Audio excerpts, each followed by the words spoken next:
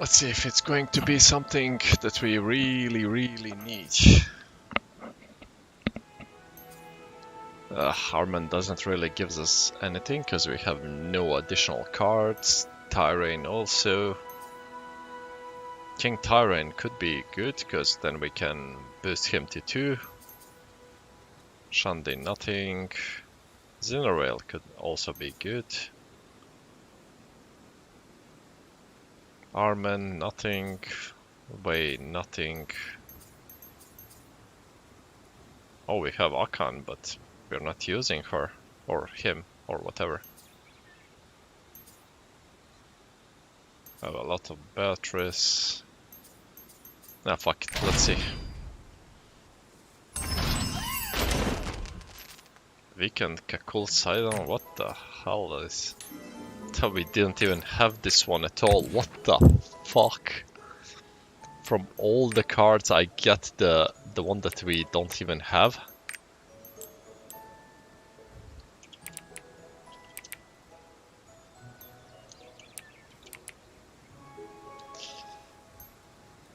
Is it this one? Yeah, this one. Oh, it's Sane Kakul Seidan. The fuck is with the translation? It was a weekend Kakul Seidan, now it's Sane. And this one gives us damage to foes with 30% or lower, damage 20% to foes with 30%. So this one would be garbage.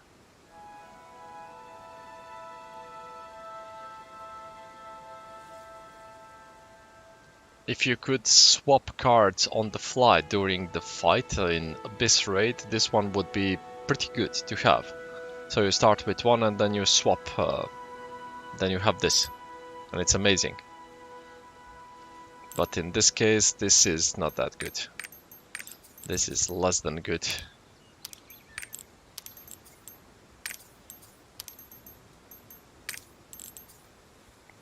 I have 11 of these, what the fuck. And I have it equipped. On what do I have it equipped?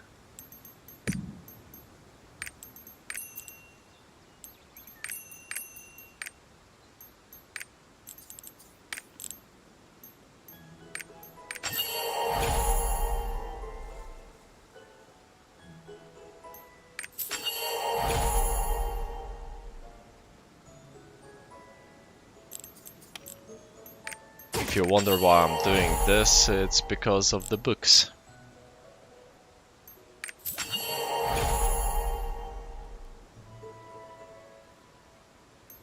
The books are giving you additional bonus damage even though it's just a small amount. It adds up.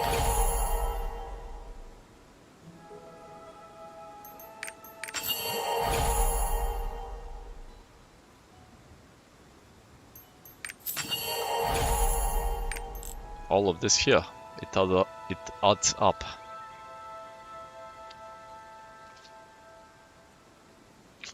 So, like against Valtan, you have a really small bonus chance, damage, not chance. Against the Vikas, you have 0.12. And I'm not sure about the first one, is it a humanoid or demon? The last fella.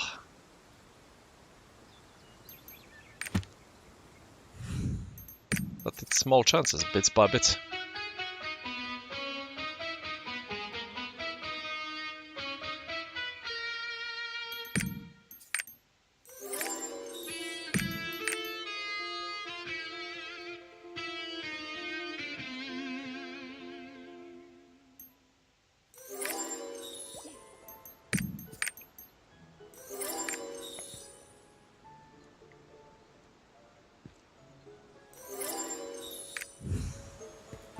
I have no idea what to do for today. Maybe we go for the what are they called, the quests, and we get the big fight on the Glavia.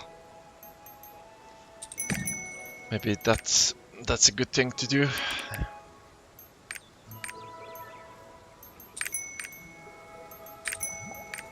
we have anything on the reputation? Nope. Everything here is done, so we are golden on this front. Let's go for...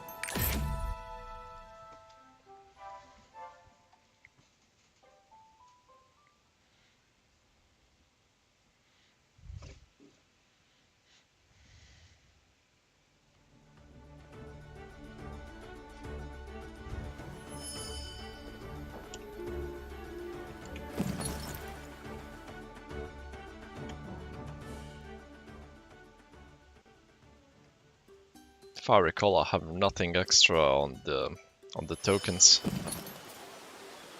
800 exact, lol. I doubt I have any extra in the backpack, so I doubt we're gonna be getting 2 Unu tokens. Yeah, only 7, nothing.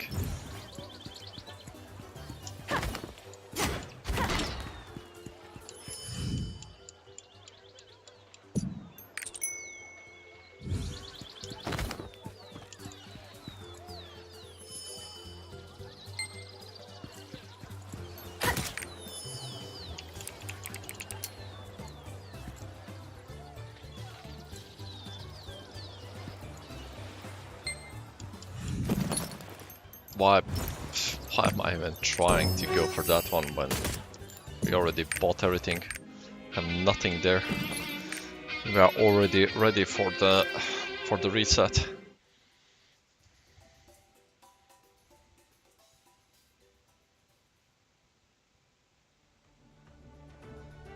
I don't even have a reason to even do this mission. Just the force of habit of doing everything. That's the only reason, explanation for going for that. You can also try this on hard. We'll have a second preset, third, fourth, fifth. Oh, these ones I don't have to pay for. Love it. Okay, we're gonna test something.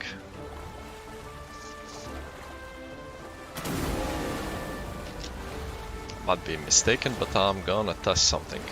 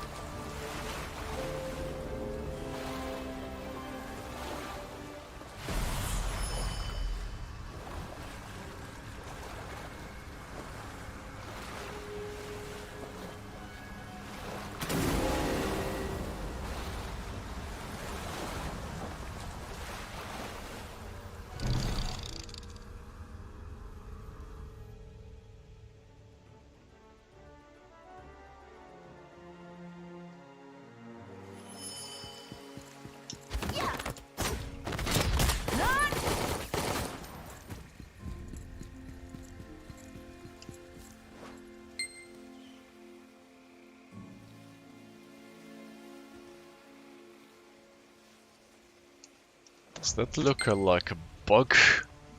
Are you a bug? Oh, it's a really... lol. A really miniature spider. Lol.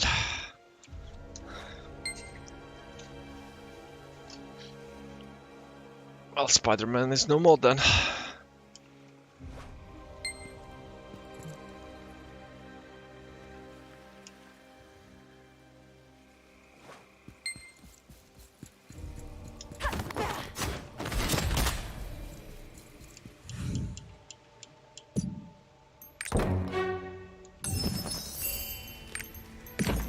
Is it good? Nope.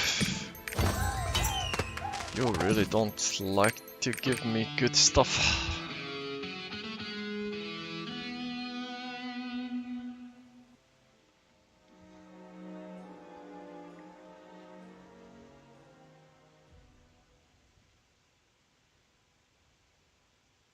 Load. Game. The fuck is this?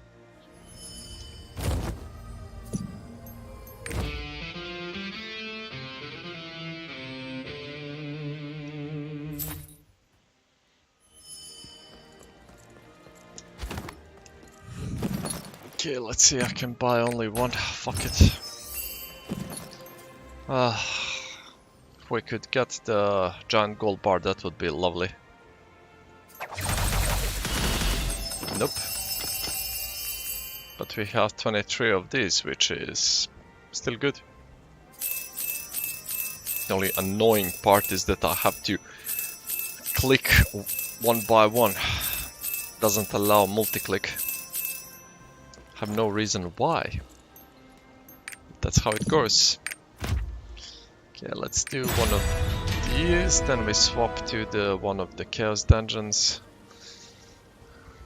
Then we end it with the guardian.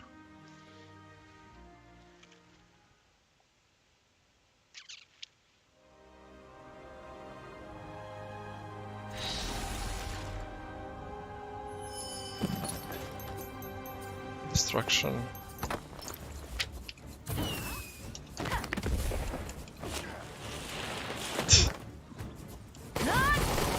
I love this, the number 3 artillerist, he's like, he's gonna be on the right side, I'm just gonna drop down, fuck it.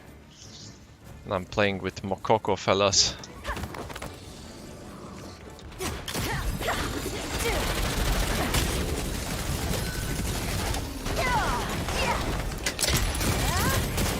Ooh.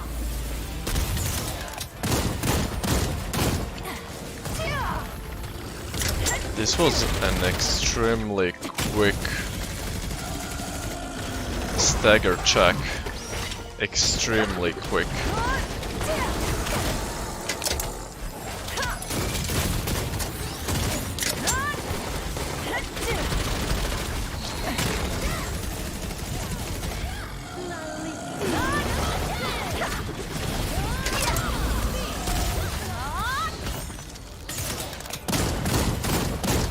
Don't turn him on me.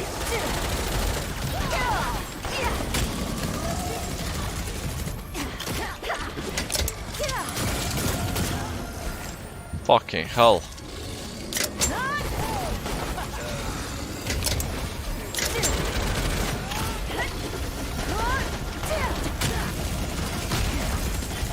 Another stagger check.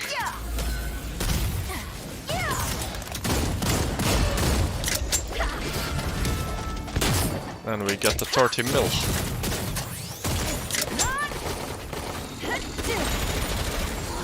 Which is amazing. Do love the 30 mil.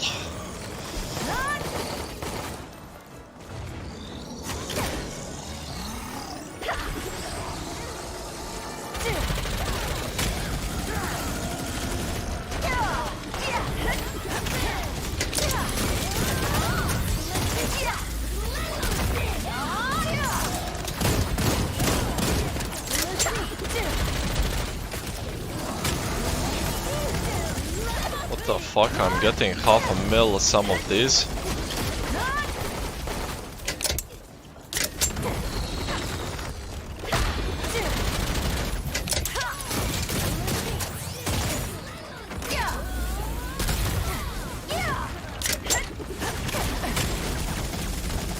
Yeah, some of these are half a mil.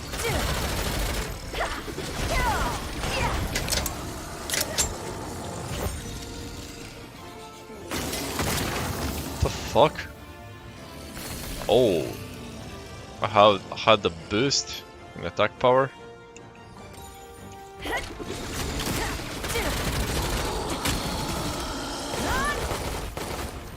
Any more pharaohs? Nope.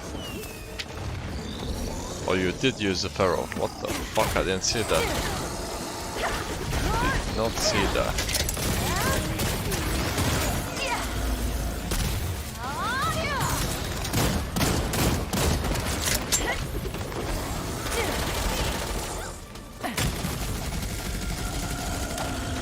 This time I didn't see any half a mil.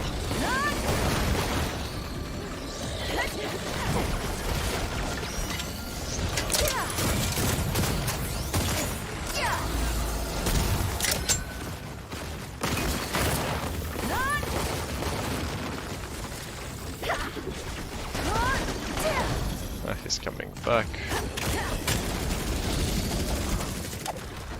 Again, no half mil, dude. I guess maybe some of them used the Dark Nade to fast burst.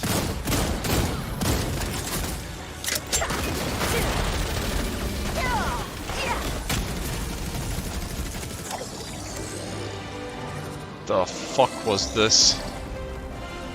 This is definitely high score. I mean, on the time. This was so fast. Yep. 4:26. 30 seconds less. The fuck just happened? 4090. He doesn't even have all 5. What about this one? 4 and a 5 and a defense reduction, which is not great. And okay, I have no idea what's going on. Are you running vital point? Blessed, crisis, heavy, emergency. With okay, it doesn't matter on him, but the fuck was this?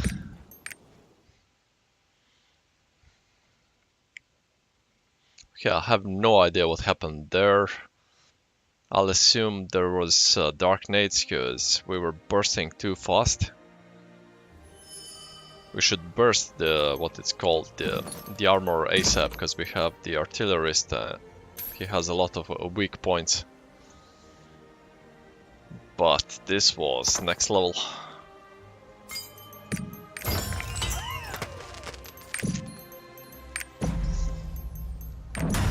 Yeah, maybe that stone was good enough, but we can't play stabilized status. Because that kind of sucks on the gunslinger. That requires you to play pixel perfect, as in if you get hit even once, you don't have it.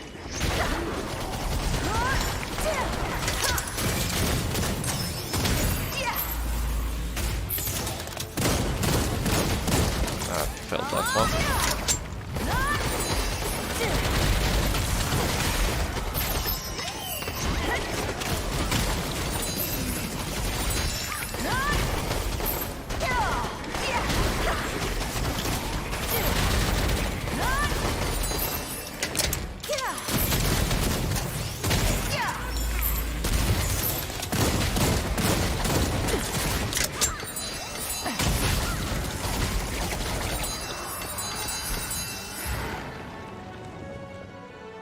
Why don't you drop me something good? I would love Keen Blunt Grudge or Grudge Hitmaster or Grudge Spirit Absorption. Actually not Spirit Absorption, we are trying to get that one. What else do we have? Grudge Raid Captain.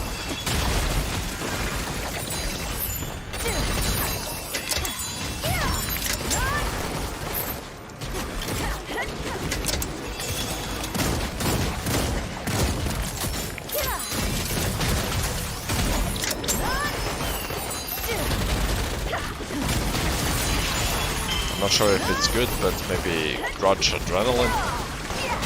We managed to get 7-10, that would be amazing. 7 in Grudge and 10 in the on the Adrenaline.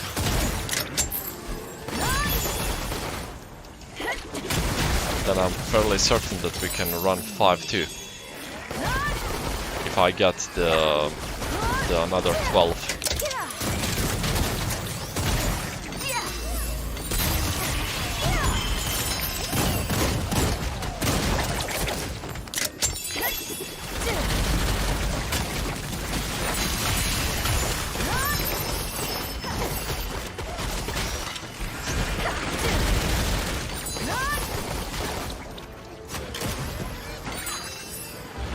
Okay, maybe next one is the secret room. Next one, come on. Do we get nothing? Heavy, no. Explode, no. Precise dagger and cursed doll. This might be decent.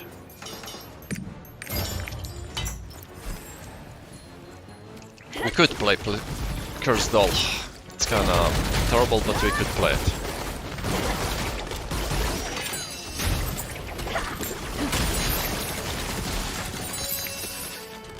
Precise Dagger is not really great. That's a crit chance. But with Precise Dagger we could swap everything from the crit into spec. That way we get flat damage.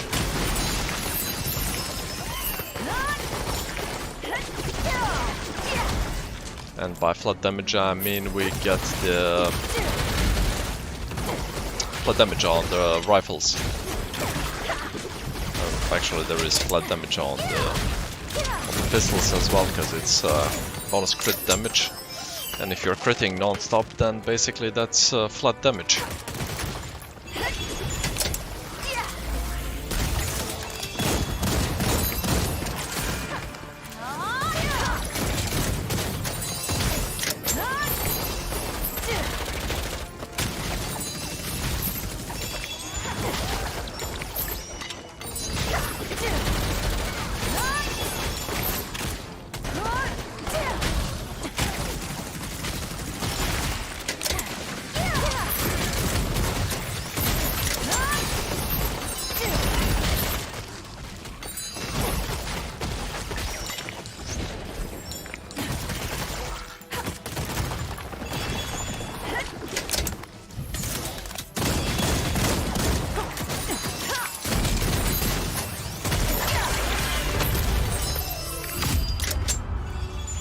Another one, maybe it's also good. Disrespect, nope. This one is garbage. This one was bad. 2 2s is not that great.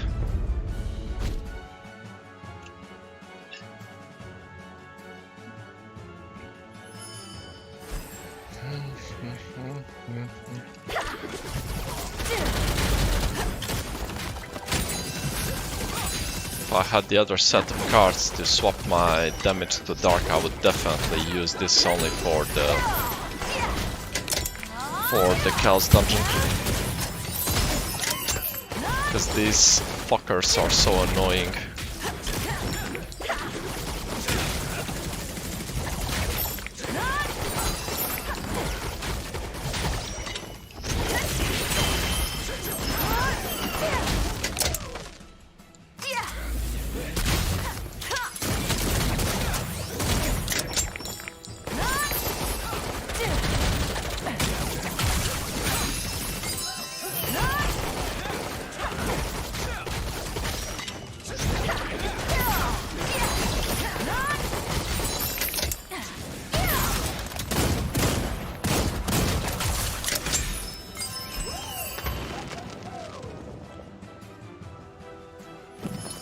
Not really great.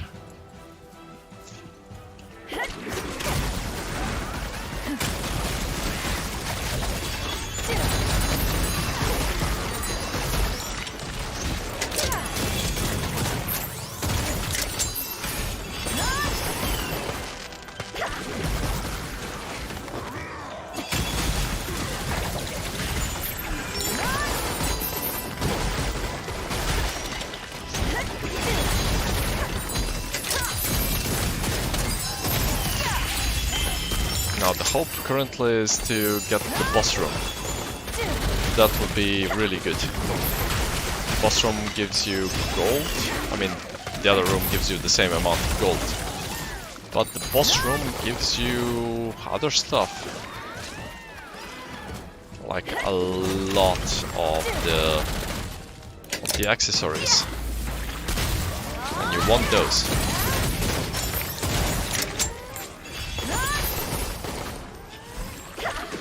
Oh, it's Proxima.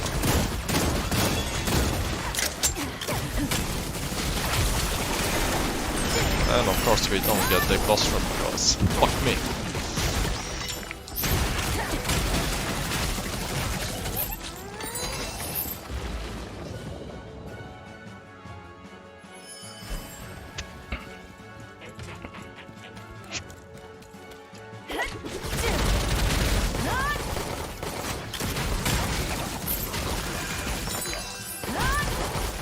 Now the ability to swap cards on the fly would be lovely now, because now I would swap into holy damage, which would give me more damage against these fuckers, because these are considered as dark. As weak to dark, I mean.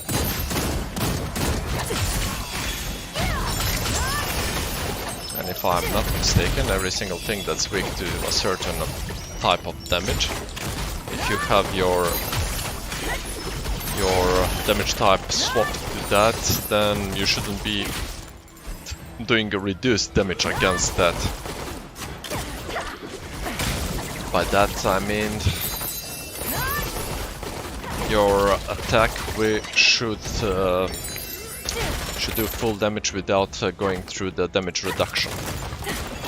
Now there might be also the type of based on each box there is a certain damage reduction no matter what. Or like if you're playing normal there is no damage reduction, if you're playing hard, even if you have the damage type you are still reduced by 10%. But without that it would be reduction by 20. So that's like a 10% increase in damage. And this is just an example, it doesn't work like that, but an example of how it works. If they haven't changed something.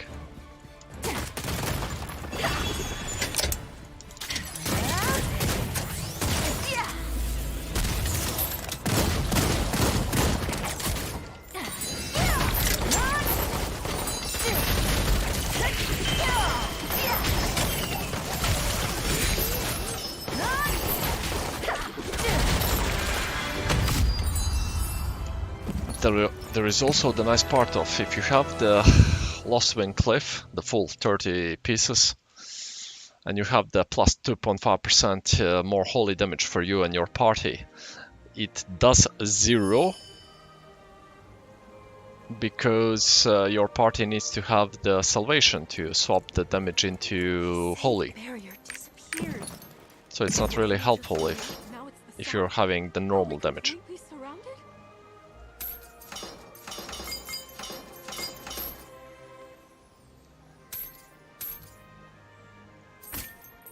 Nothing good. Are you serious, game? Are you serious? Thought we're gonna get at least something. Apparently not. So Cursed Doll and...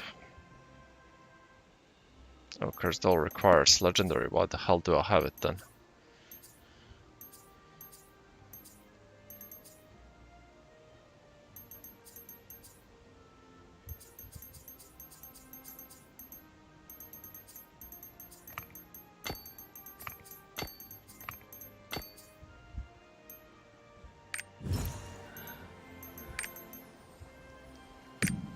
Is it even worth something? 1. Seriously? 1. How is it possible that it's worth 1? Cursed Doll engraving. Buy. So yeah, and someone is gauzing the prices. So we're gonna sell this one for 6. Because if you refresh, there is 2 for 1, 7 for 2, 3 for 3, 6 for 4, 7 for 5, and then it's us. No, actually we are 6 for. This is dumb. The green one is worth more than the purple, and the blue is even... What the fuck?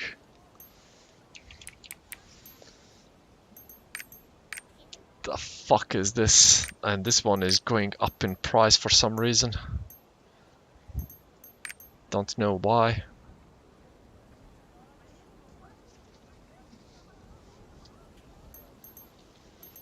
Okay, let's remove that and go for the... Not that, engravings. Give me only the legendary ones. Okay, shield piercing. So I have a strange feeling that somewhere down the line we're gonna have to use this. Because this kinda negates the shields totally. On level 3.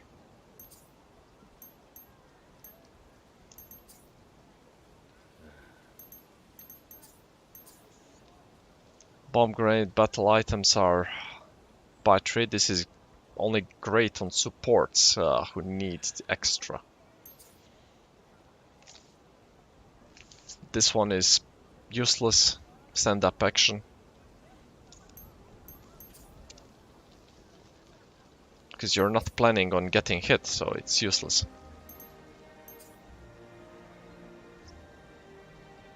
This one is great to dodge certain mechanics. Because it's when receiving the fatal damage. So if you're low health and this one didn't proc and the boss is about to kill you, you can evade this. This doesn't apply against wipe mechanics, but it applies to everything else. So like a major mechanic that you just want to skip, don't want to play it. The problem is the cooldown is 9 minutes, so for the next 9 minutes you cannot do it again. If the cooldown was less, this would be really viable for everybody. If the cooldown was like 2 minutes. Many major mechanics could be skipped by just going with this.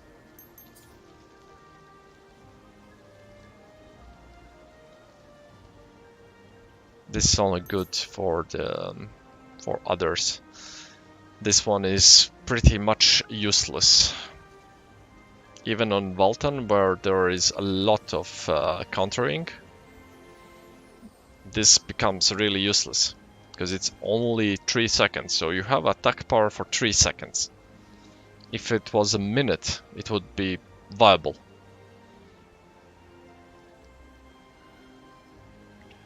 And 3 seconds additional damage from party, 8%. 3 seconds. So I counter, the next 3 seconds we can dish damage and that's it. If there is no counter, you have 1 engraving less. So a level 1, if you don't have anything else, maybe. Just have it, why not? That's a 4% increase in damage for you and 2% extra damage for everybody. I mean, it's not damage, this is attack power, which is translated to damage would be 2.5 to 3.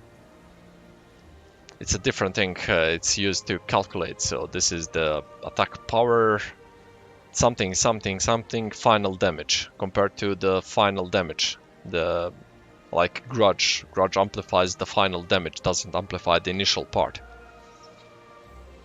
So this doesn't, the attack power doesn't amplify the damage in general. It amplifies the first part of the, what it's called. Oh, brain, work with me. Yeah, if I remember it, I'll come back to it. Brain is not working with me. Can't recall. Oh well, this. Yeah, this could be also useful in certain situations where you can pop shields and become CC immune. I wonder if you can use this. So enhance shield. Become immune to all debuffs while affected by shields. But the shields will have less power. So if you pop a shield, like we are playing Vicus, the second phase with orbs, and you pop a shield, you will be immune. Because when you eat a black orb, you are debuffed. And if you take the second one, you die. But this thing gives you the chance of being immune. It should work. Magic Stream.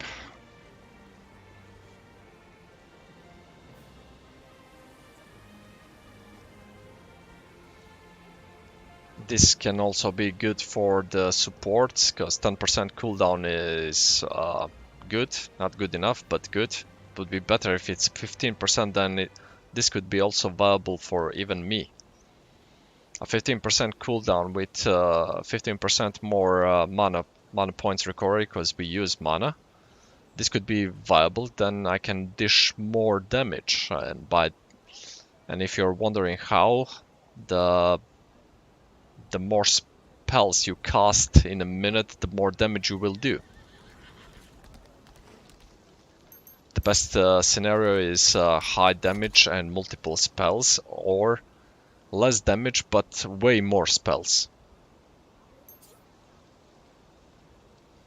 Max useless, completely useless.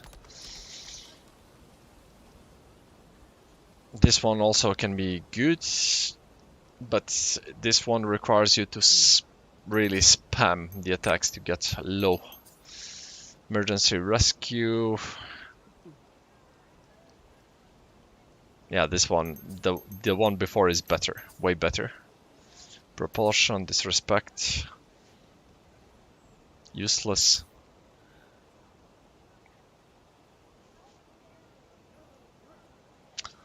This one could be good if you would force the cards where you have the movement cooldowns and the chance of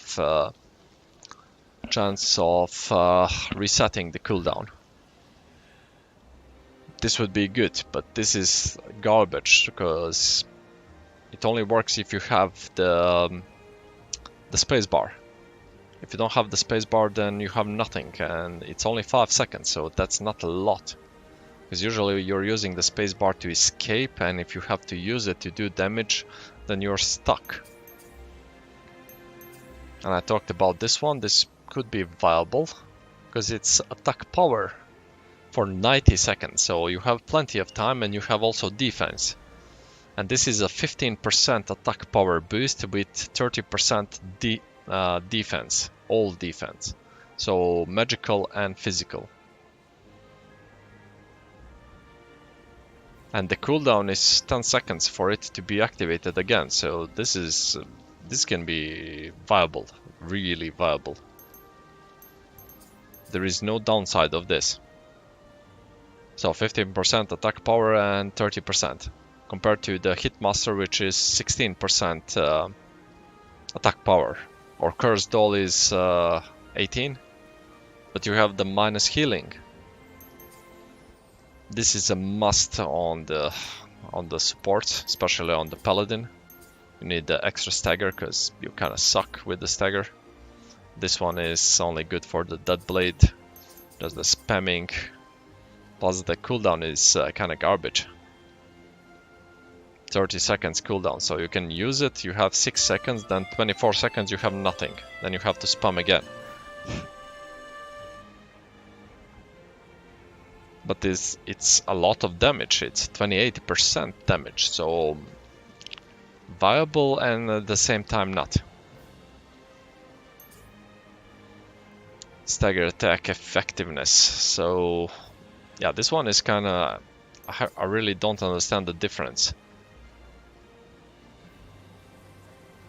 Oh, sorry, this is this, okay, stagger, this one, Vital Point, is the one that the Paladin needs. The Broken Bone, no. Damage to staggered foes only applies when you deplete the stagger bar and the foe is on the ground. This is a lot of damage, 40% is a lot of damage, but it only applies in those certain situations, so it's useless.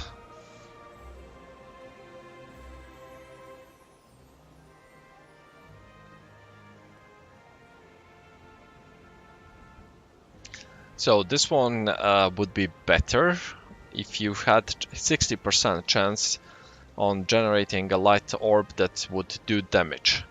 The problem with this is the damage is done around you.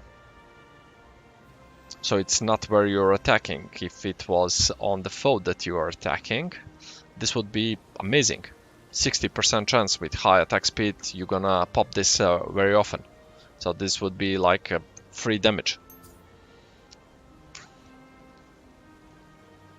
Yeah, this one is completely useless outside Chaos Dungeon. Only in the Chaos Dungeon this would be good, because during a boss fight you don't have anyone to kill except the boss, so you can't get any stacks. And by not being able to get any stacks, you're not getting the damage. This one is completely useless, because only while pushed.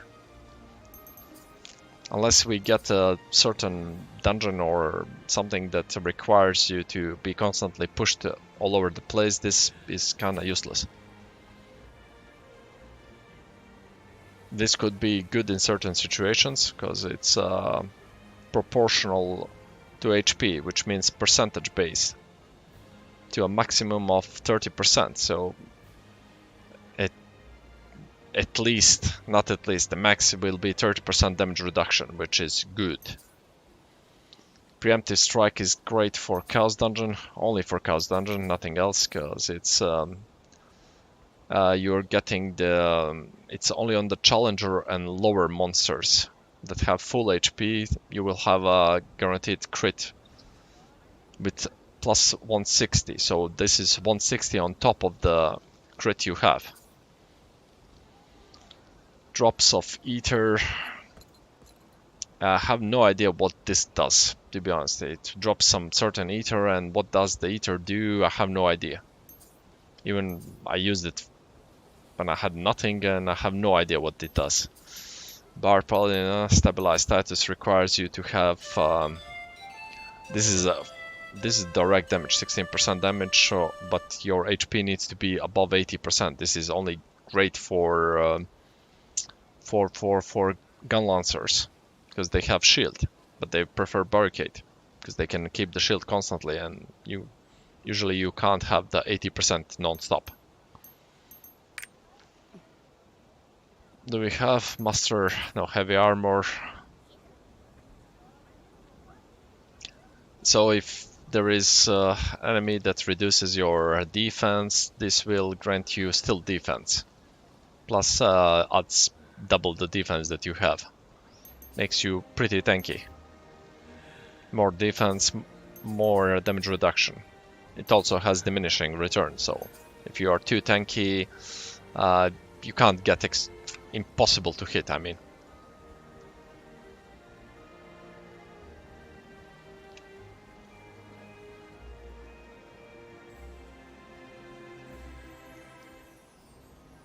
The fuck did I click?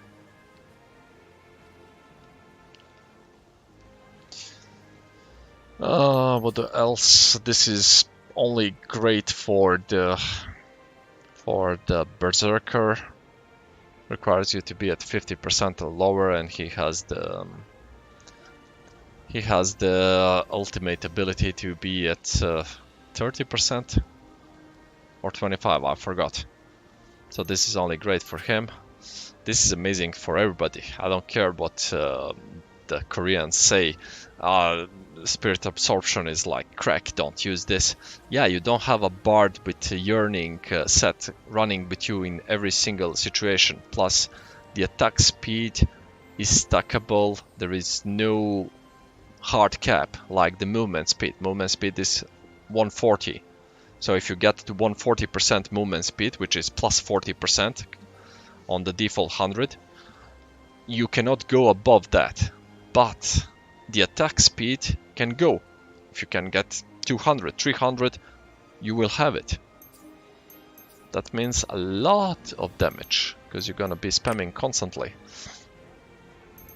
Massive Crazy is excellent if you have the attack speed to deny this. So if you're running Poem of Salvation, you're denying the attack speed. So for you it's direct, you lose the attack speed because plus 10, minus 10, but you get the attack power for free. And if you're running a class that goes with stats in the swiftness, then this one is great for you. This Berserker Supercharge is excellent for Sorcerer. Is it Deadblade or the other one? Or the Shadow Hunter? I forgot which one. But if you have a lot of charging skills, this is it will make them really fast, plus the damage is flat damage. 20%, this is like having a free grudge on those spells, without the downside of receiving extra. This is only viable on the supports, so shield and healing, it's amplified, and if you're lower than 50%, then you're amplified even more. The all out is holding and casting. So this is basically like the supercharge, but the attack speed is lowered, but it affects casting as well. And the damage stays the same, so this one would be better if you have a lot of holding spells and you have some casting spells. This is better than supercharge, because then you can affect all the spells or affect more spells than affect just the holding spells with the cast, because the damage is the same. You receive 20% damage. The attack speed, another attack speed, the skill speed will be different. Well, in this game is basically attack speed.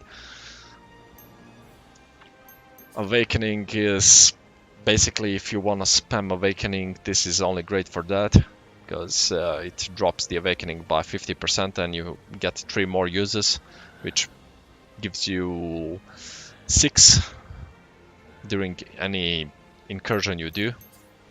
Ambush is amazing, but it only applies to back attacks, which means that your skill... this one doesn't have it. Does this one have it? You see, attack type. It needs to have the modifier back attack. So you can't go in the back and use this one. Oh, okay, this one has also back attack. This one doesn't have anything. So if you go from behind and you pop this one, you won't get the benefit of the ambush. So the spell needs to have the back attack modifier.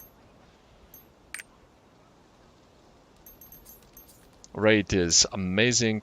Yeah, it's flat damage if you can go movement speed to the max. So if you can hit 140, you get this translates to 16 or 18%. I forgot, either 16 or 18% bonus damage. This is flat damage. I think it's should be 16. Hitmaster is you cannot do back or front attacks. So if I recall correctly, so this one you can skip. So if this spell has a back attack and you attack from the front or from the side, so the attack type back attack won't proc, then the Hitmaster will work. But if you're doing back attack and the spell is back attack, then Hitmaster will not be applied to that attack. So you cannot do the spells that have back on the back or front to the front. So you have to be either on the side or do it vice versa, which is not great. But this one is amazing for the assassin classes, because they have tons of back attack. And also for the destroyer, he has no, not destroyer. Destroyer has the front attacks. Which one? Artillerist? Forgot. And Keen Blunt is excellent if you have at least 60% crit chance. So at least 60%. This is then 16%. For some reason their formula gives them 16% damage, but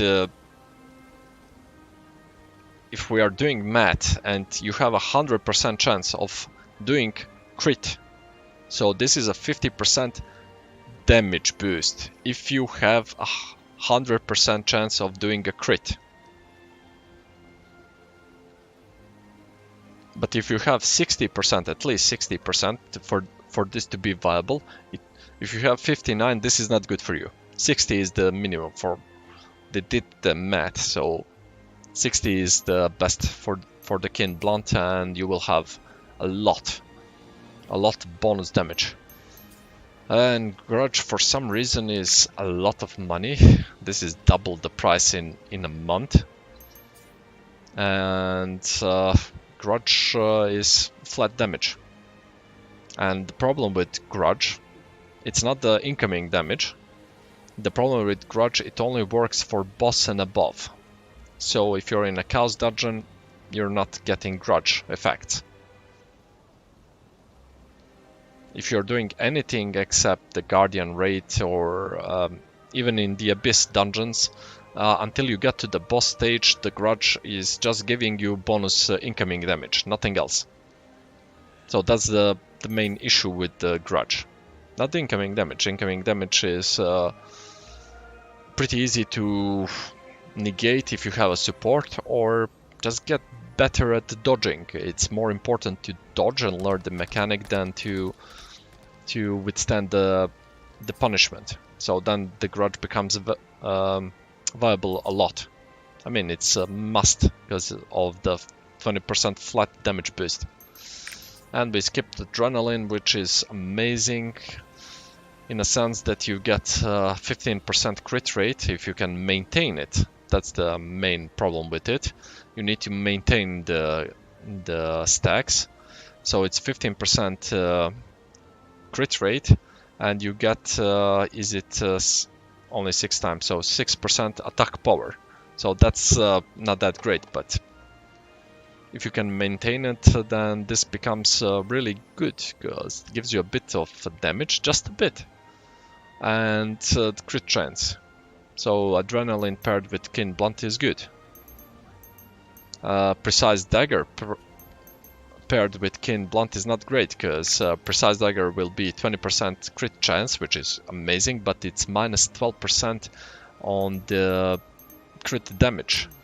So you will be losing 12% on the bonus damage. So that's not great. This will improve your life. But it's great if you want to negate other stuff. So we go for this one, and again this one is fail, get, fail, get, fail, no fail.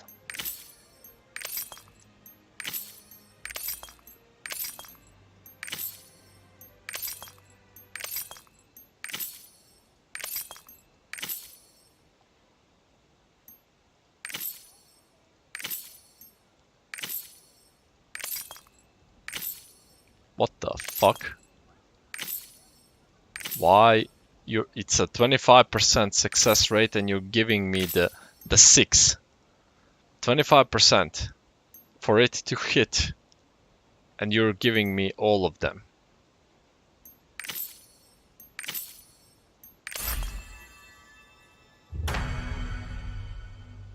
And you're fucking giving me all of them. Garbage. Yeah, this was terrible. Did we do all? Or yeah, I skipped to giving some information. Yeah, you're right, Aaron. Grudge is only good on level 3, but while giving the information, I assumed that you would go for level 3 no matter which engraving is being spoken on. Only few engravings are good at level 1 or level 2. Like Spirit Absorption, level 1 is garbage, but level 2 is viable. Adrenaline, level 1 is good if you don't have anything else, but level 2 is really good. So certain engravings are great at lower levels to fill up the gap, but most of them you need a level 3. Like even Keen Blunt is garbage unless you get a level 3. Because you're reducing your chance of certain damage, and you're not receiving the proper damage in return.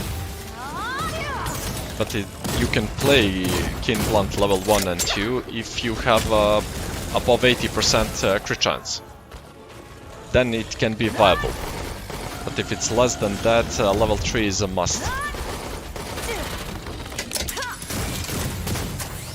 Gonna go for me? Of course it's gonna go for me. And you're turning to freeze me? Fuck off.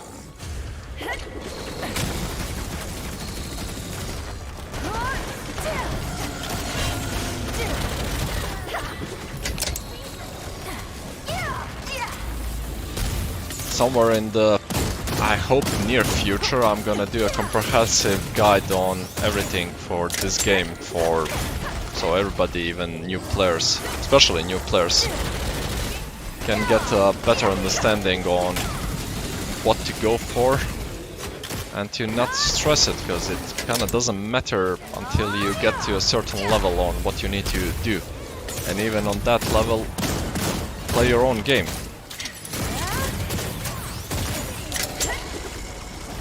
The game needs to be fun, and if you have to play like others tell you on what to play and how to do the game, then it becomes less fun.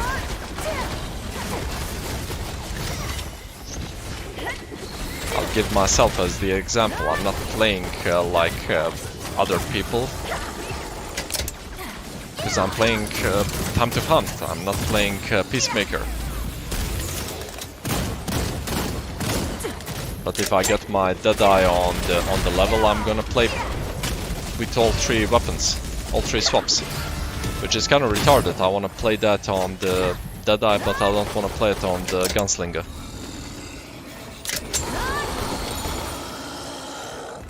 And the main reason is basically CSGO. I mean, Counter-Strike in general. That's the main reason. Pistol and the sniper.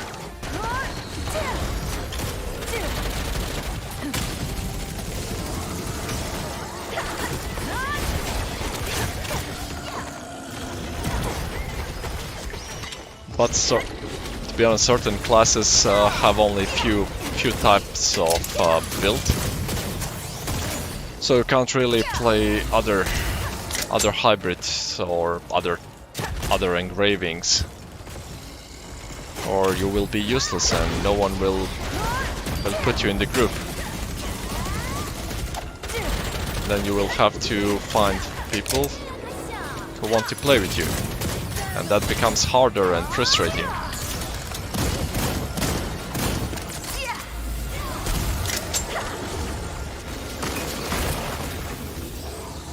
And I can use the same example. The Deadeye is, if you're playing Pistolier, just the pistols, it's bad, really bad. And it's not bad to the point that you cannot play with it, but you can feel that you're not contributing to the team if you play harder content. You would have to be extremely good, and then you need to go with swiftness, because you need to use those skills non-stop. Every single gem needs to be cooldown, and then you have to play precise dagger because you're lacking crit chance. And playing precise dagger removes one of the damage engravings.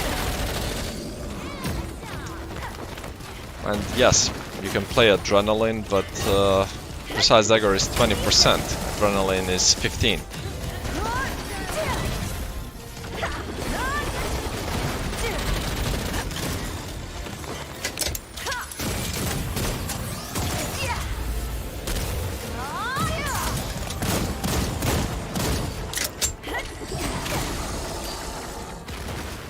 Oh, I really hate these people. I mean, I love that you have the macro when to tell us that you're buffing and healing, etc. I love that. But that is kind of annoying if we are not playing a raid. And by raid I mean Valtan or Vicus or even Argos. On this it's kind of useless, kind of.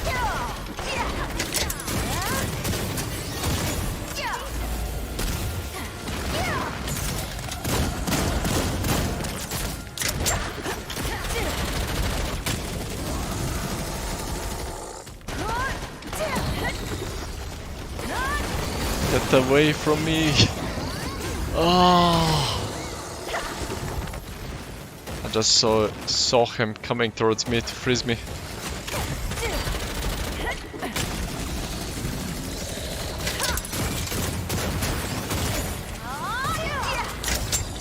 This feels like playing CS and you bind your shoot key, your fire key, to also say ratatata every time you click.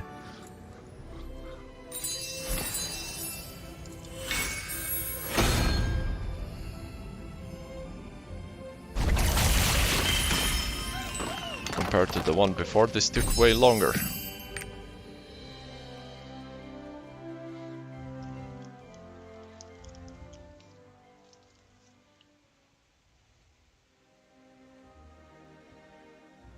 I swear this will improve your life.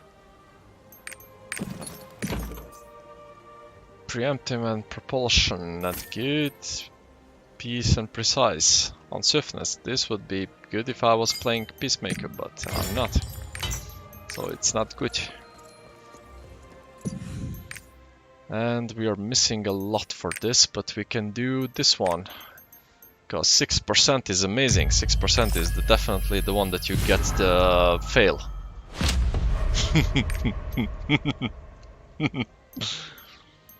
Oh, how I know you.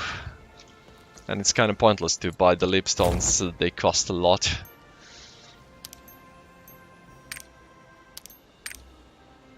So we ignore the leap stones, but maybe I should just ignore trying to do the what it's called, the honing, until the reset.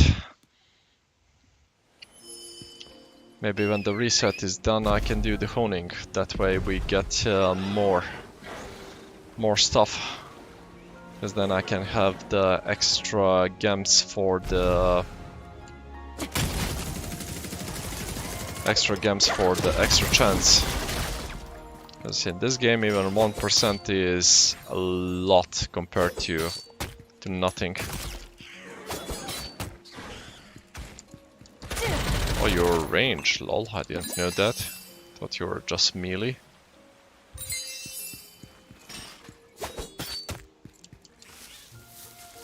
Looking for a surrounding light world. I'm hoping that's a map.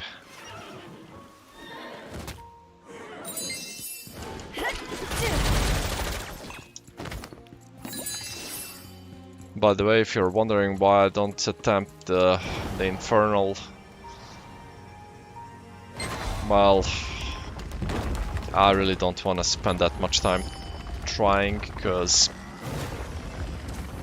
from what I have seen, it requires pretty good coordination. The first phase is a bit harder than the usual hard mode, which is not that hard.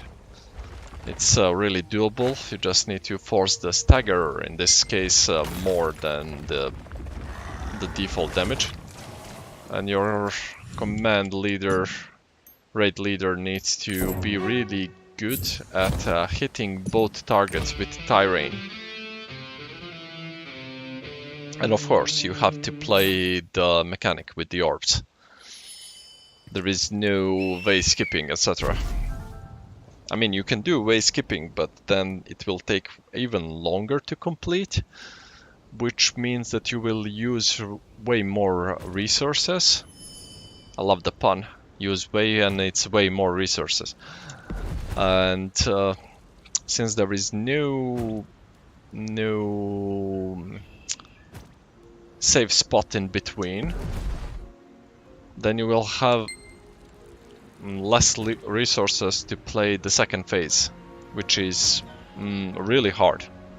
And by really hard, I mean every single mechanic has additional things to do. Like from the simple part of just entering there, all of you need to wait until it spawns explosions below you. Then you move to the 3 o'clock. Just that is already annoying. And for the dropping access, you have to play it in pairs, and you cannot go to the safe zone right away. You have to wait for the access to explode there and then go there. And if you fail, you can use the time stop, but it's extreme timing. You basically have a second and maybe a bit more than a second, but it's definitely less than 2 to react. And that's it.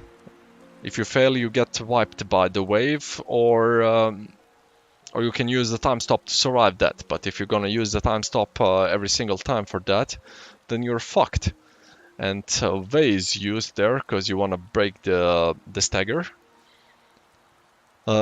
You have to play perfect, like 3 o'clock, then force the aggro on the 1 o'clock, then the charge is on the 11, and the last charge on 9 o'clock. So you have to play the mechanic perfectly. That requires coordination with people, and many people don't use the in-game voice, and I don't want to join random people's Discord, or even worse, TeamSpeak. And by worse, I say that because of the what it's called, security, because I don't want to give other people's my IP. On Discord is different. On Discord, you don't get that. And in-game works fine. The only thing that you need to do is have Windows set up properly to use your correct microphone and your correct sound card. You can't set it on default. You have to select what it needs to be done and what it needs to use. Also, the microphone needs to be on 100% gain. By 100% gain, I don't mean microphone gain, I mean the volume of input to be 100%.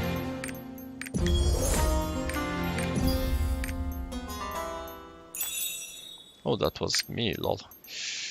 12 hours. I can't use this one. And maybe this one gives me a lot, but I don't think that I have time reduction, or I do. Oh, I do have time reduction, good. And we have nothing for this.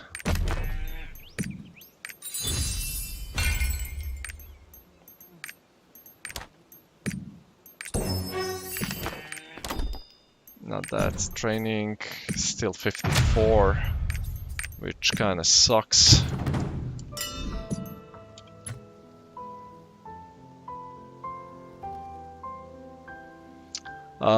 There is like a specific time for, not specific, it's all is RNG.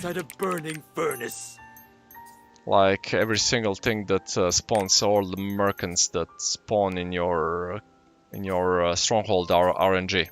So I have no idea when they spawn, because the only thing that you can see is when he leaves. Then the next one will be question mark until you come to the stronghold, and then you can check and see which ones you're missing. As for me, I'm missing where the hell is it? South bounties. What the hell? Did I take everything? Sea bounty, New Vernese, the Fermata, Kandar. What the hell?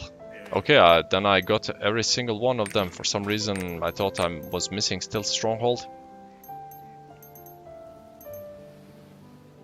She was one of the first ones that I got.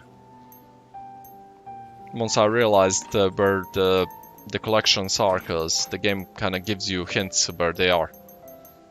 And Elaine was, is it she from the New Vern? Once you complete New Vern, you get the merchant contract, you complete that, and then she's available. But I guess I got all the strongholds. Didn't realize that, I thought I had more. Oh, this is great then. Looking at these masterpieces from the great Ashen Forge makes me want to drink a mug of beer beside a burning furnace. We don't need this, but I'm just buying it because there is an achievement for having everything.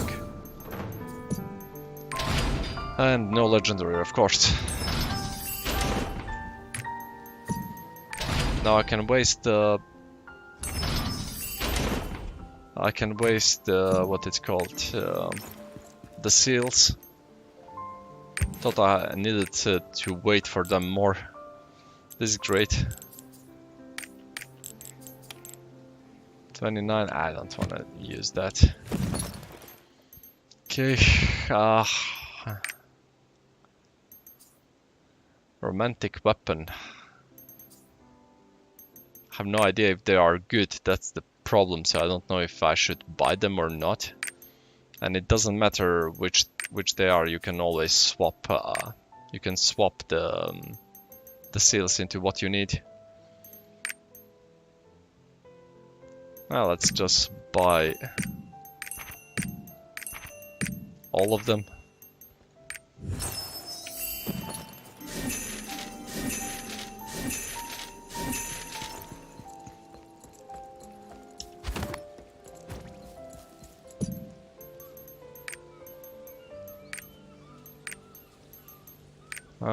Got the vocal.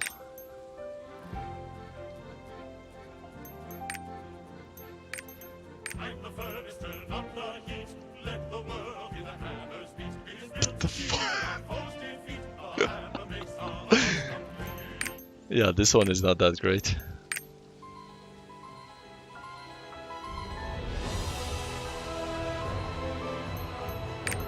The music is a bit lower in game because I lowered everything, so the microphone works better.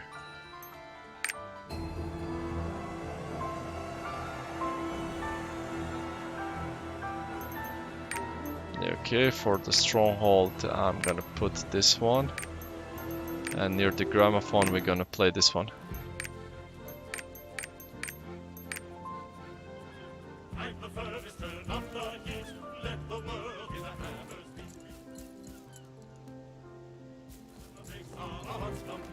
So you have like a fade in, fade out here. That was so terrible. Do we have anything to do here? On this one, no. Oh wait, I totally forgot. I got the book, and the book is Explosive Expert, which we don't care about. I mean, we're gonna get it, but we don't care.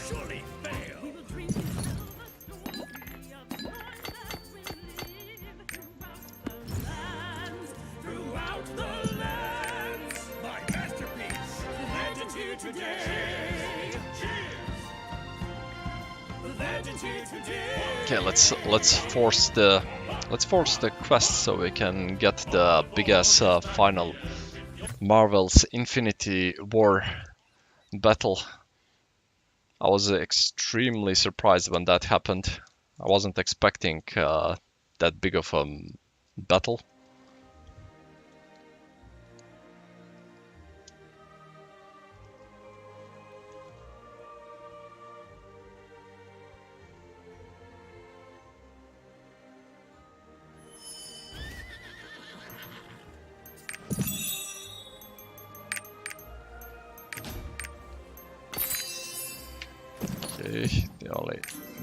The only thing is good is the leaf.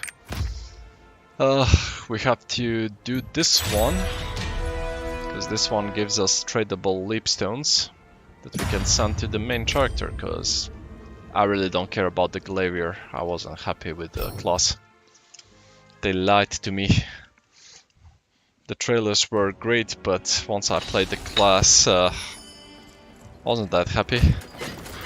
The only great part is the ability to negate the damage.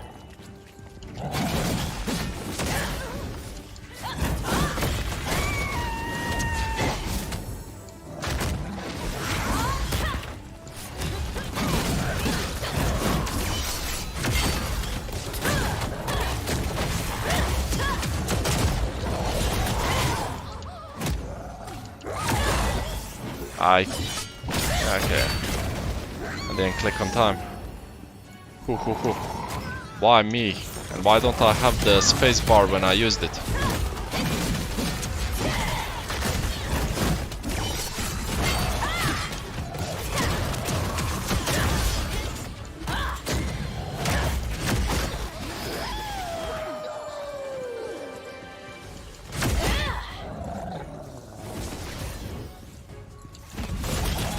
Now we're gonna play like little pussies, because we don't have healing.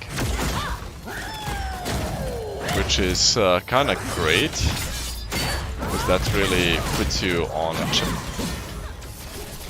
hardcore game, because then you have to really play it good.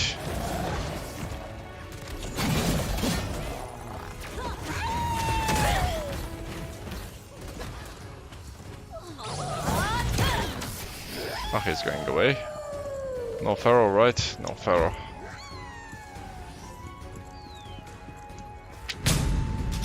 The hell? Did you use Pharaoh when I left? That kinda sucks if you did that.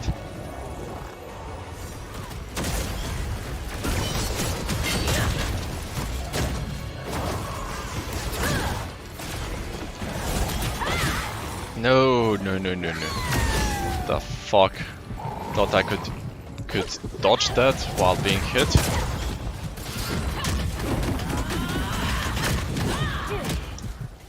Oh, you're not reacting this time.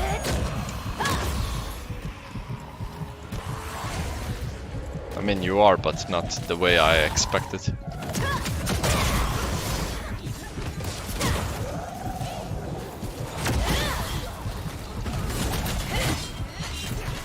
This is also the bad part about the Glaivier, you're melee. Which means certain mechanics gonna hurt you more than others. And lovely, you do use the Pharaoh on this. I really don't know why, because this is a really small map. This one was on me. I shouldn't read the message while being on low health.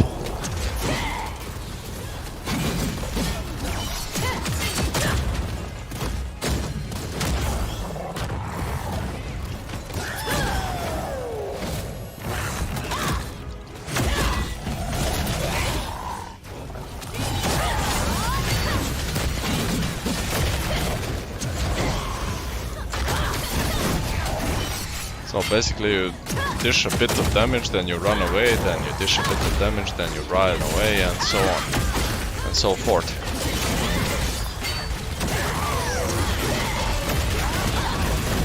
Which is not that great if you wanna go for the damage dealing.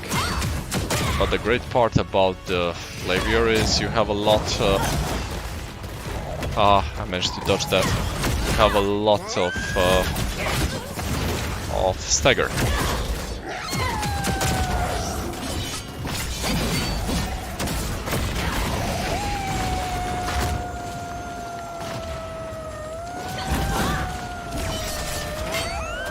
And yeah, we are kind of screwed here.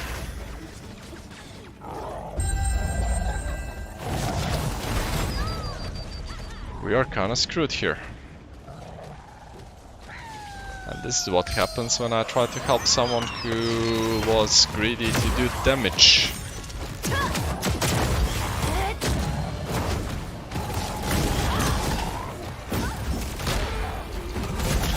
That wasn't supposed to happen.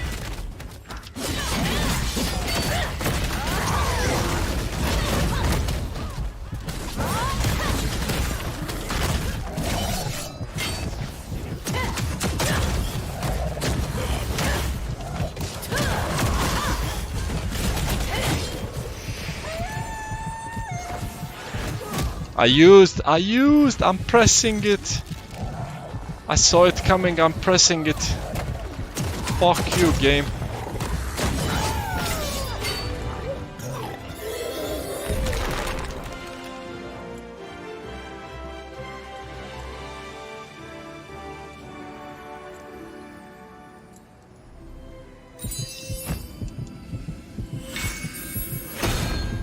Yeah, this was bad.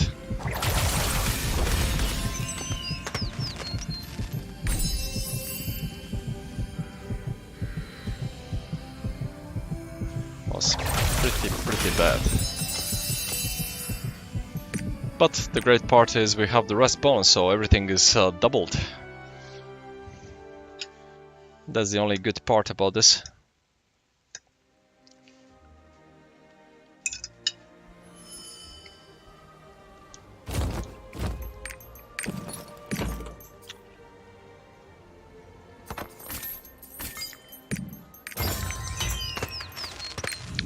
Wrong.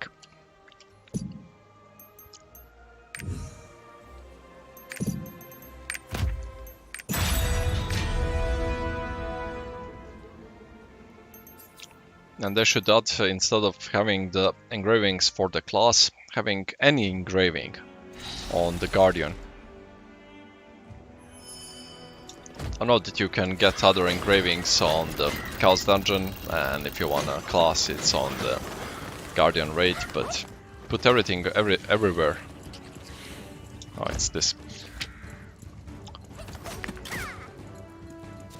It's already really hard to get the legendary ones.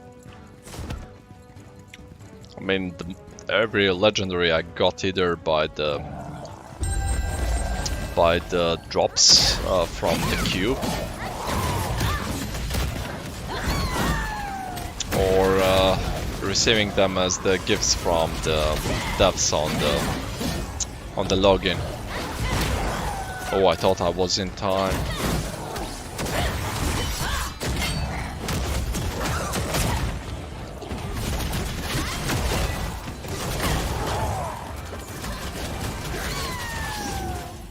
Move. Okay, it's not me. Fuck me.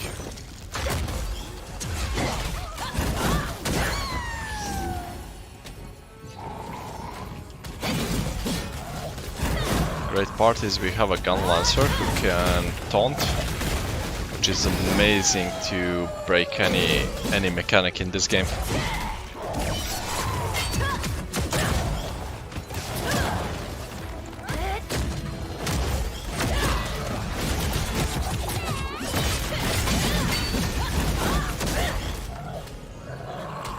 Try and do your thing, so I can just get in.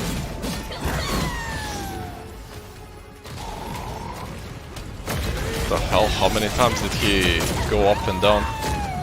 Fuck me.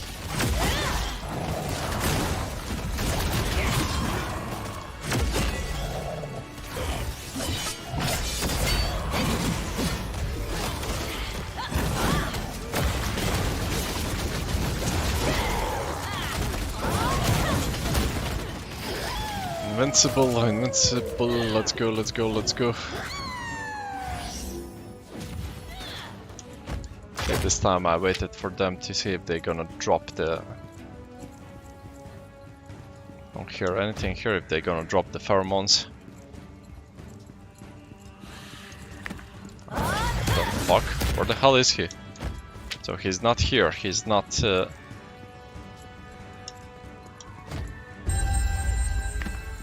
What kind of bug is this? He came back where he was?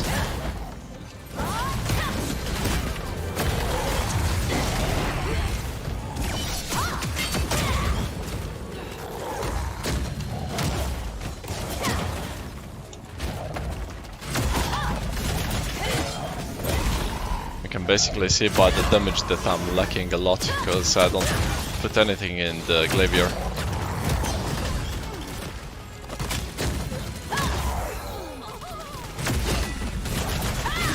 Now we swap to the blue stance, because blue stance has a lot of stagger and we can break this one with ease.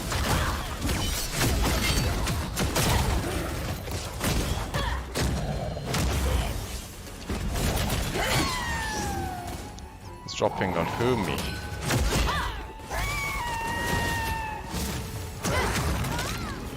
I jumped first.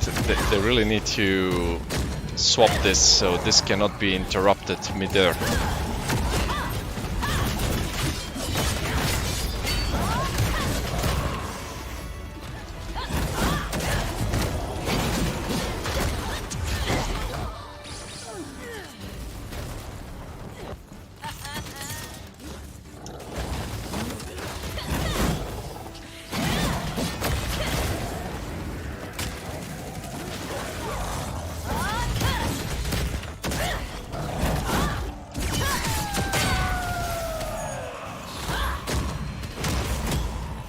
Oh, that was next to me.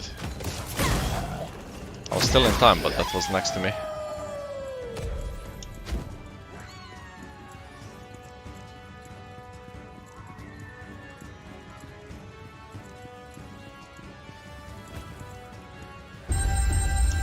What the fuck is wrong with this one? He's spawning on the same position again.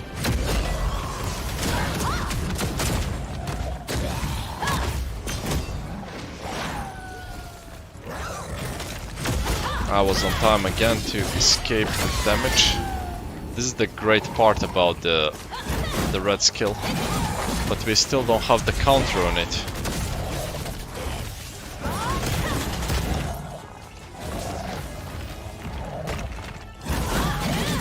The Koreans have a counter on the red skill, on the shield one. I don't know how it would work, but they do have a counter.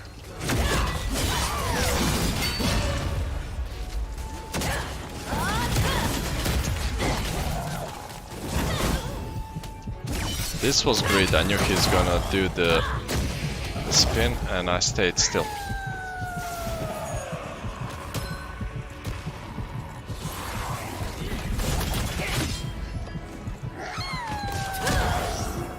And we are going for this. Let's give him a bit more.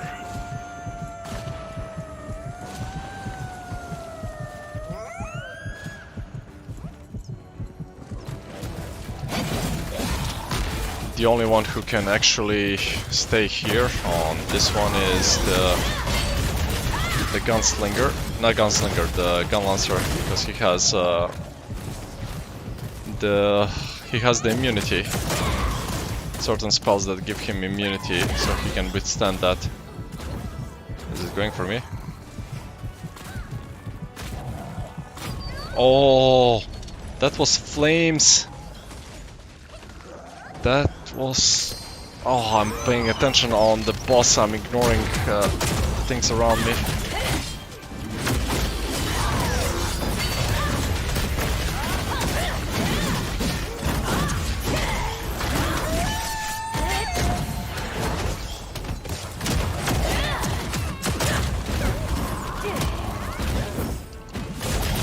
He's not shooting me, but he's hitting me.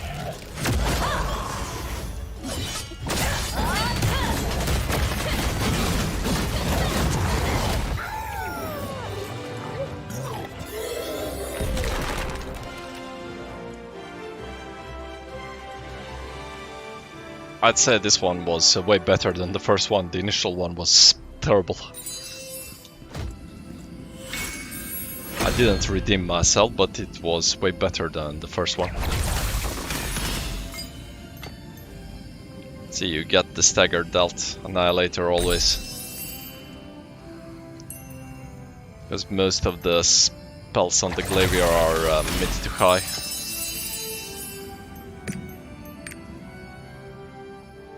You really want that in certain situations, in most doesn't really matter. Because even with the low stagger you can always use the grenades. And you're not alone, which is the most important part. Is this one the... Okay. Thought I didn't have any tradable leaf stones, and I'm like, what was the point then? I'm playing this if I don't have tradable. So see, we have 190 on this. I would love if I could place them here, so everybody can use them. That would be a great thing for this game. So tradables are the ones that you can give to other people, but these non-tradables, let me use them on my roster. Just on my roster, nothing else. And that would be good. That would be good enough. Just on the roster. I bet that many people would hit higher levels easier and faster if those things are shared across the roster. And I'm saying across one roster, so you know that you can have 3 rosters. So one roster, 6 characters have it shared. That would be good. Many resources could be farmed faster, easier, and you would hone faster. Which would maybe kill some of the what people call pay to win. There is no pay to win in this game, because you're not playing against others, which I really can't explain to people. If I pay to get the resources faster, to get the content faster, that's not pay to win, because I still have to play the content. I'm not winning by getting the gear. The only win, quotes win, is you're gonna unlock it faster. That's the only win. But if you suck at game mechanics and you just have the gear, then you're useless. Groups will accept you because they will see the high gear score, but once they see how you played, it would be yeah, we have to go. We're gonna find someone else. A crippled child is better than you.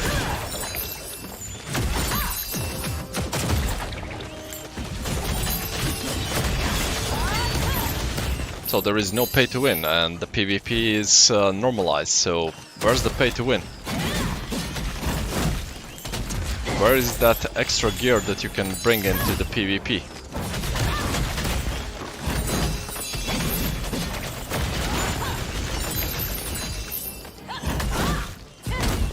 Or comparing normal people with the streamers. Yeah, people wanna see the succession, so they donate to the streamers. That's how it works. They wanna see what's next. They wanna see how far they can go. They wanna see how many homes he needs to do before he gets it.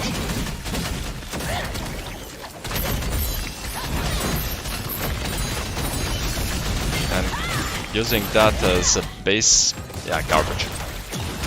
That's just garbage. The game is grindy, that's the only thing that I can say. It got to the point that it's kind of annoying me, to be honest. I love the reset, but after the reset, I'm enjoying the restart that I have on the Deadeye. And my eagerness to have it all complete, because I do every single thing, not just gaming. Every single thing I like to complete max. That's the only thing that motivates me.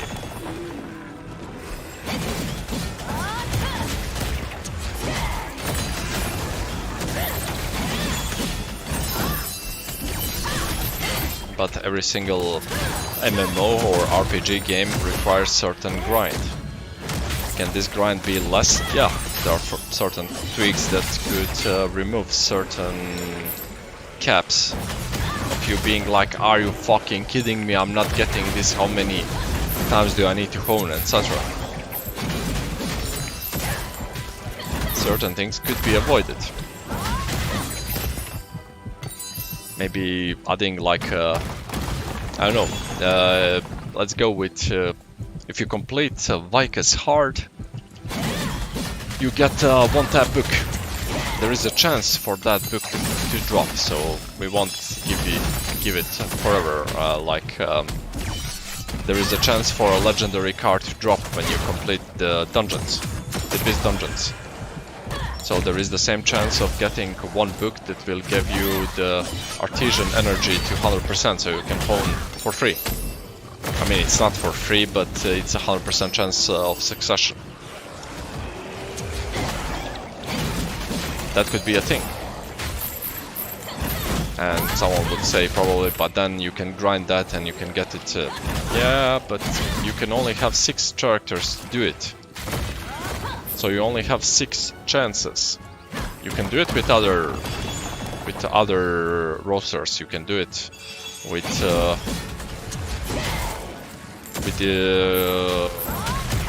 what it's called, with the second and third roster, but you don't get it because only 6 characters can enter.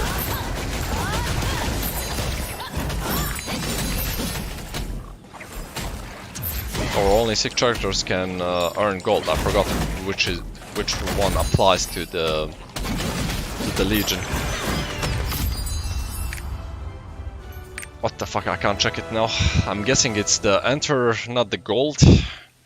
So if it's the enter, then doesn't matter how many characters you have, only 6 can try.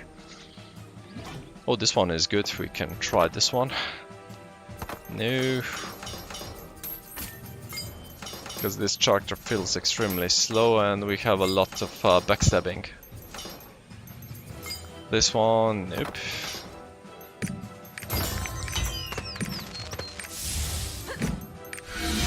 And we did receive a boss rush, which would be a 5th one or 6th one.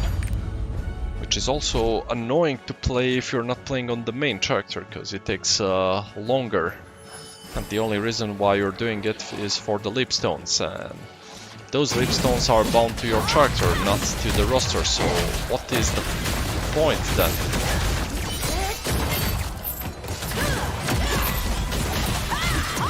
I mean, it's not only for the lipstones, you do get the gems, so that's actually great.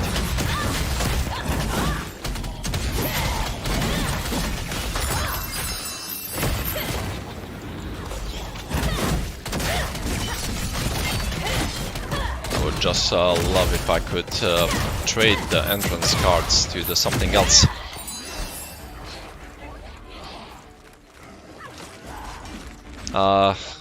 Do you mean Zerk Mayhem? If you can swap Grudge for something else, go for it, mate. You don't have to play with Grudge. No one is forcing you to play with Grudge. It's just... that's like the meta of this game to have Grudge, because it's a flat 20% damage. But you can play without it.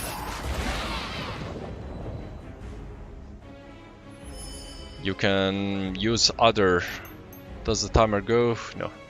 Okay, we can open the engravings. You can use something else. You can go with maybe not mass increase because you lose attack speed, but the Zerker has a lot of attack speed as well, so maybe mass increase is viable to you. Stabilized status is not great, so you lose that. You have a lot of movement speed, Raid Captain, Cursed Doll. I was thinking about the one Eater Predator is also good for you, because the Eater Predator will give you 15% attack power and you have additional damage reduction, and it lasts for a minute and 30, so that can also be good for you instead of the Grudge. Master Tenacity is also good for you. It's a flat damage 16%.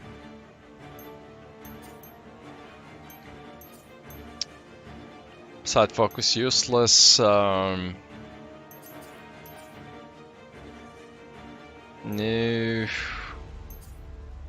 I forgot, does the Zerker have a lot of backstab? If you have a lot of backstab, then Ambush Master is also great. But if I recall, he lacks... He's like in between. Hitmaster is better, if I recall correctly.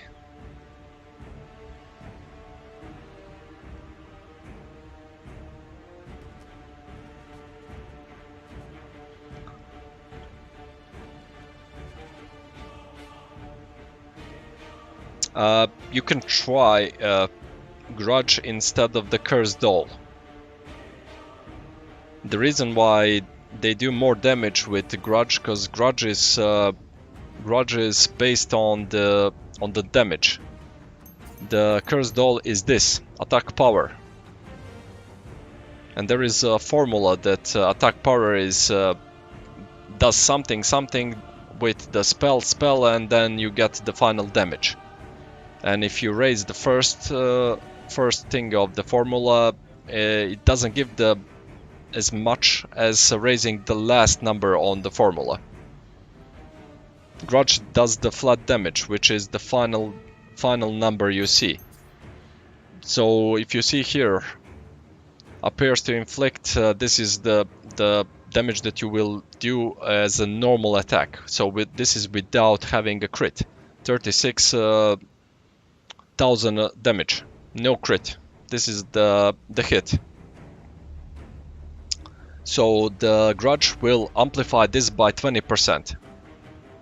this part. You will not see it here because for some reason the game doesn't show you properly everything. It only shows you the stats, which is kind of dumb in my opinion, but that's how it works. And you will not see it here.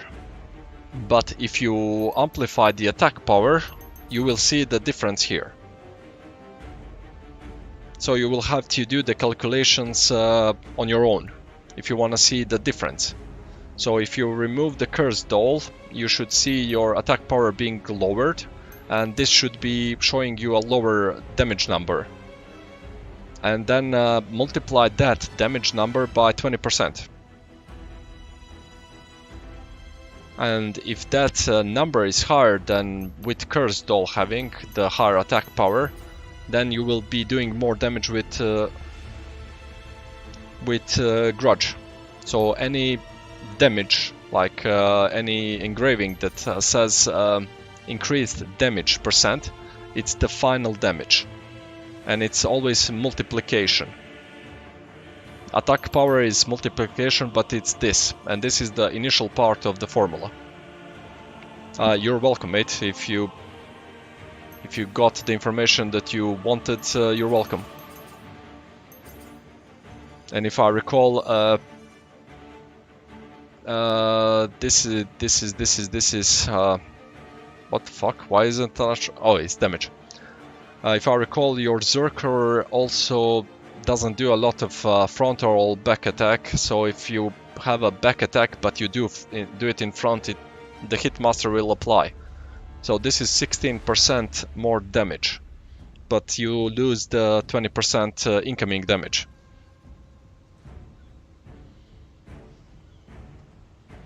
Well, if you're all back, then for you the Ambush Master is better. If you have all back attack, then this is flat 25%. But this is only applied if you have the modifier, if the what it's called, where's the damn thing? You see here, attack tap, back attack. It needs to have the back attack, plus you need to do the back attack on the boss. So you need to, on top of the damage, it needs to pop the back attack. Then the Ambush Master will work for you. And this is 25% damage, without the plus 20% incoming damage. So if you have everything on back attack, or most of on the back attack, this is better than Grudge. And this will work everywhere. Which is also a difference compared to the Grudge, because Grudge only works against bosses and higher. So if you play Chaos Dungeon or you're doing a quest or something else, the Grudge won't apply.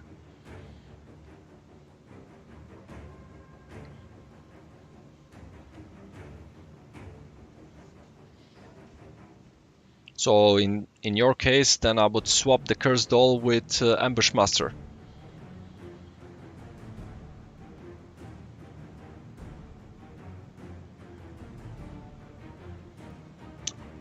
Well, yeah, you're right. Legion does move a lot, and for Valten on the Wolf, he's not moving a lot. Both Wolves are kind of stationary most of the time, so you can do it. And for Valten itself, he's a lot of time is stationary, so it will work for the Legion. For the Valten.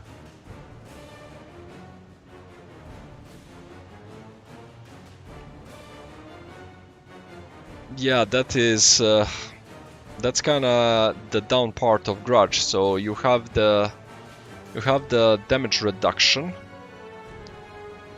by playing Mayhem, but Grudge is denying the damage reduction because it gives you plus 20% incoming damage.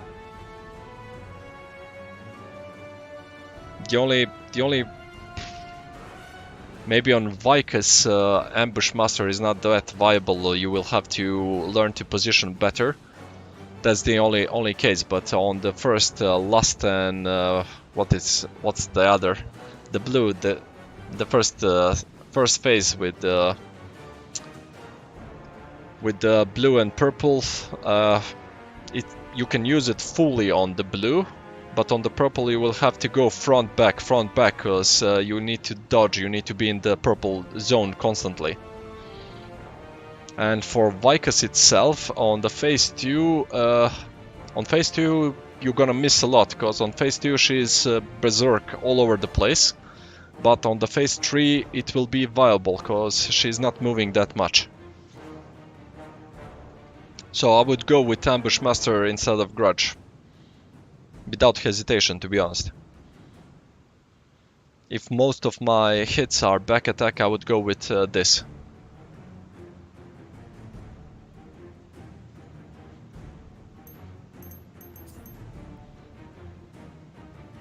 And I have also one more question. Are you capping the movement speed on 140?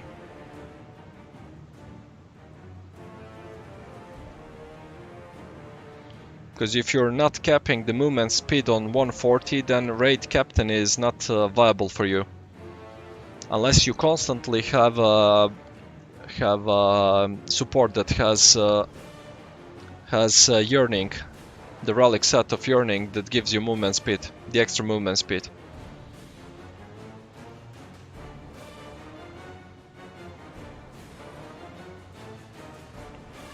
Raid Captain only works if you have 135% movement speed and up to 140, because then you're missing just a few. Yeah, that's good. 137 is good enough. You can always get the extra 3% by some spells giving you movement speed, and if you do get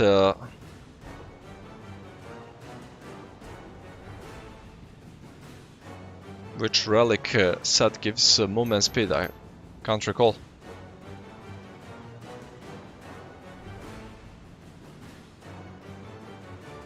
Which relic set are you going for? Is it the Night Flower? If I recall, it's cooldowns.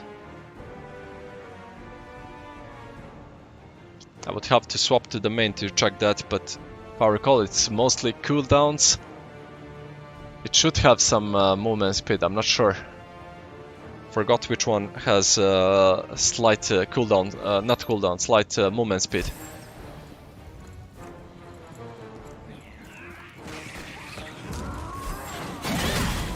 But in either case, if you are capping, no, that's not right, mate. That is not right. After I'm done with this dungeon, I'll swap to the main to open the relic sets.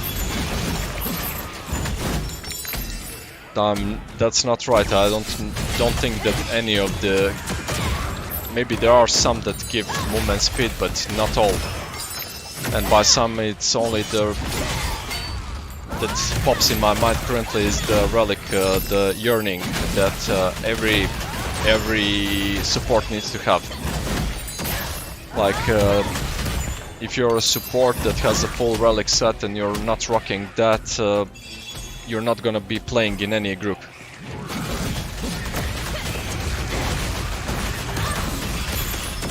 And if I recall, that one gives 15% on full. We'll check it in like a few minutes.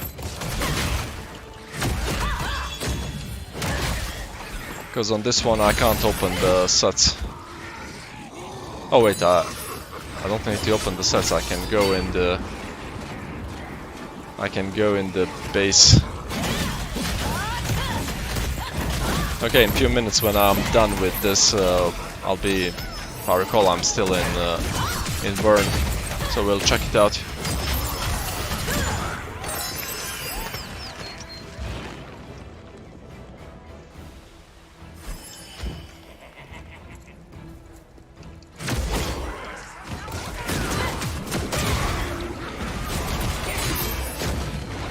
Since you have a lot of back attack, isn't Earth Entropy better on you?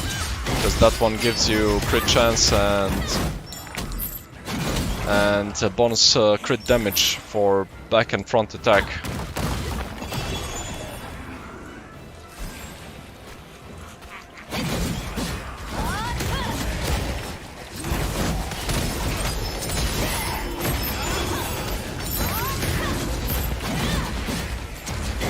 We'll check it together, mate. Maybe I'm wrong. Just can't recall any sets having that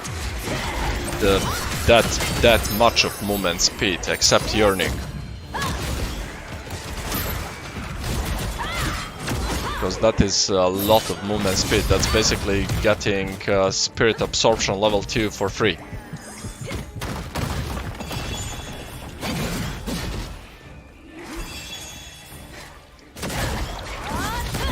Well, they also say for my Gunslinger, Nightmare Flower is also the best, but I'm running the Poem of Salvation, which is 47 damage. And with my playstyle of attack speed, 10% attack speed and 47% damage is more viable than having 25% with cooldowns. Because I can't recall the many times that I get in a situation where I burst the mana to that point that I will have constant cooldown active.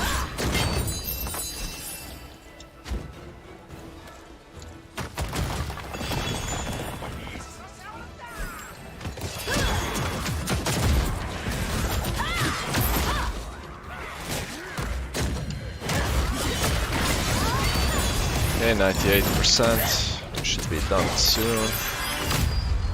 Okay, let's go and check those sets to see who's right. Maybe I'm mistaken. Maybe the Flower Nightmare. Don't need any of this because all of this is trash. This one, Drops of Ether, Expert, Useless. This one, Master Tenacity and Preemptive. This would be good for you, so you can swap it around when playing the Chaos Dungeon. And only for the Chaos Dungeon.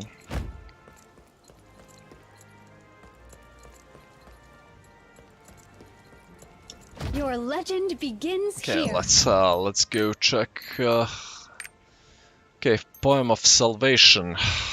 We're gonna go one by one. This is the one that I'm rocking, which gives a total of 47%, and you get attack max stack. When you get 20 stacks, you get 10% attack speed, and also if you drop health below 30%, all stacks disappear. So this is kind of garbage for you because you drop low health and you can't use this. As soon as you use Mayhem, you deny your stacks and you have to regain them.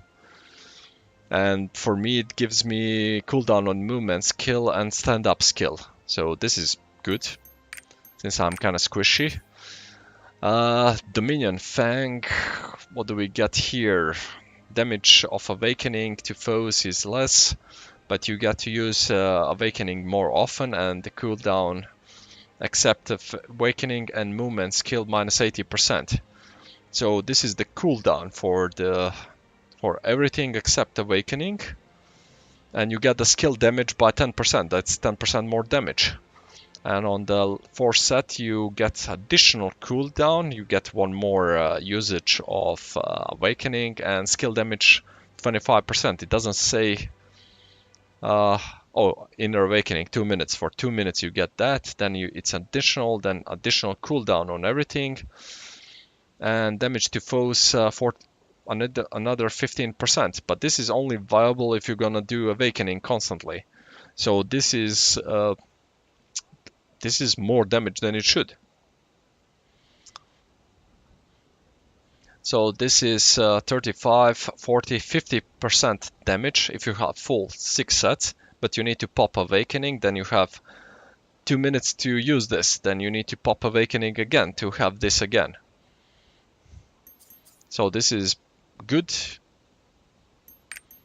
unless the translation is wrong. Betrayal creates a powerful ether, and okay, this one is the garbage one. I mean, it's not garbage. This is great for mostly for the Chaos Dungeon. Then you kind of constantly spam You have 3 eaters, and one of them is amazing. The rest is kind of good. As you can see, you get the 3 awakenings, a lot of attack speed. 40% attack speed is a lot. And cooldown and movement skill. Plus awakening 50% and removes all debuffs from you and restores mana and specialty gauge. So this one can be amazing on the Gambit or the Arcanist. Because this is just crazy on the spamming.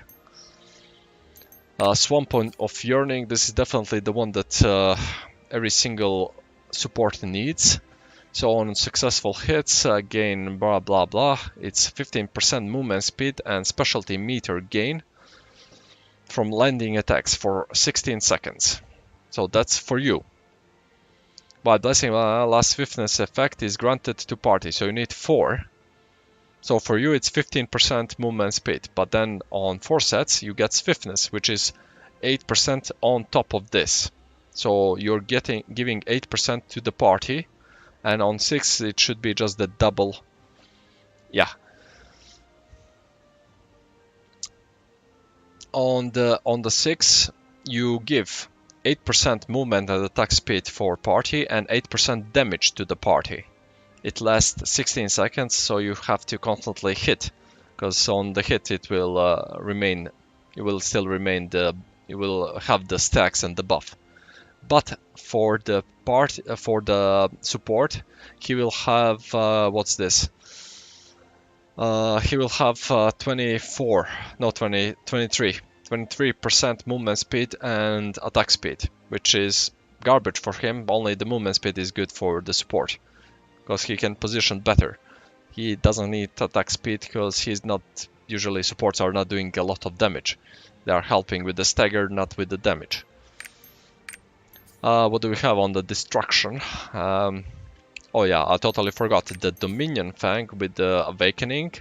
The best player in Korea for the Arcanist, the card, this newest hero, he uses this type of build, because this is just a lot of damage and a lot of cooldown, and you gain mana back and health and etc. This is just domination, pure domination. Destructive targets that have protective effects, shield, HP regen, damage reduction from party effects will have the Seed of Life applied. Seed of Life, endurance. Okay, so this can be good on the support. You get more health. When Seed of Life is stacked 20 times, the Seed of Effect is removed and life activation for endurance plus 500. So I'm guessing we lose the initial 500 and we gain, or I'm guessing, I hope it's we get additional 500, so it's not we are losing. Recovers HP, which is garbage. 697 every second is nothing. An additional 0% per max. Okay, this is the percentage one is the good one. The default one is nothing. Healing effect is doubled, so this is also only good on supports. So we're gonna skip this one. So Charming Instincts, gain chance to trigger an electric attack. So this should work like chain lighting from Dota, Warcraft, etc. But it's not good enough. So on the first target it will be additional, it will be a lot of damage, then it decreases the more it passes, and you need to swap your damage type to flame so you can do additional damage. So this one is not that great, so this one is complete garbage. They need to buff this to be even viable. Is it the Charming one? Yeah. Charming Earth's Entropy is the one that I told you that is great for you because you have back and head attack. You have more back attack, which is for you. You get 17% crit damage and additional 55 if you're doing back attack or head attack. Then you get crit rate 17% and damage to foes 7%. And if you're doing back or head attack, then it's additional 21% damage. So if this crit chance gives you 80% crit chance, this 17, then the damage from the back attack, this 55 and the additional 21, it's really high. So this one is a lot of damage if you do tons of back attacks or head attacks. The Earth's entropy. Because this is a lot. It's not, if you're not doing those, it's 17% crit damage, 17% crit rate, and 7% damage. But if you're doing back and head, then it's additional 55, additional 21. And this is a 21% damage at the bottom on 6. It's 21% damage. That's not crit, it's damage. So that's this is like having a free grudge. Yeah, you really have to learn to position yourself constantly on the back and do back attacks. So this one would probably give you the most damage. This one gives the most damage, but it's bound to back or head attack. The Poem of Salvation that I went with doesn't require me to be in any position, so I can attack from any position and I will have the 47% damage. So that's the difference, because I like to position myself differently when playing Gunslinger. And I'm guessing you're using the Nightmare Flower. Mana cost for the skills is reduced by 50%, and the skills will do 12% more damage.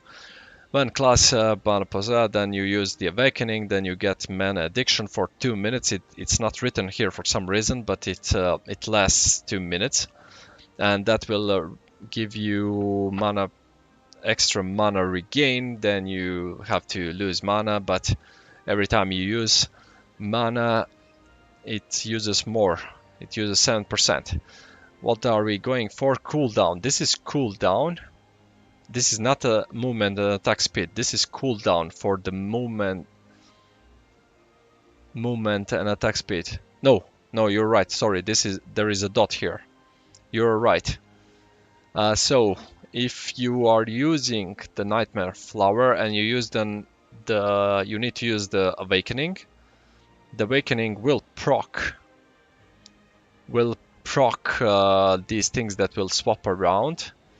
And if you have boundless mana, so if you have Magic Addiction, it's plus damage, and the skills will use more mana to do them. So you need to be in the boundless more often.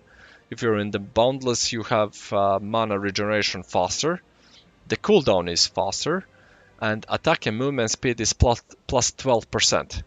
But you need to be in the boundless mana state, which is, if I recall, boundless is if you reach 30% or lower, Magic Addiction is removed and boundless mana is gained. So you need to constantly spam the spells to be in the boundless constantly.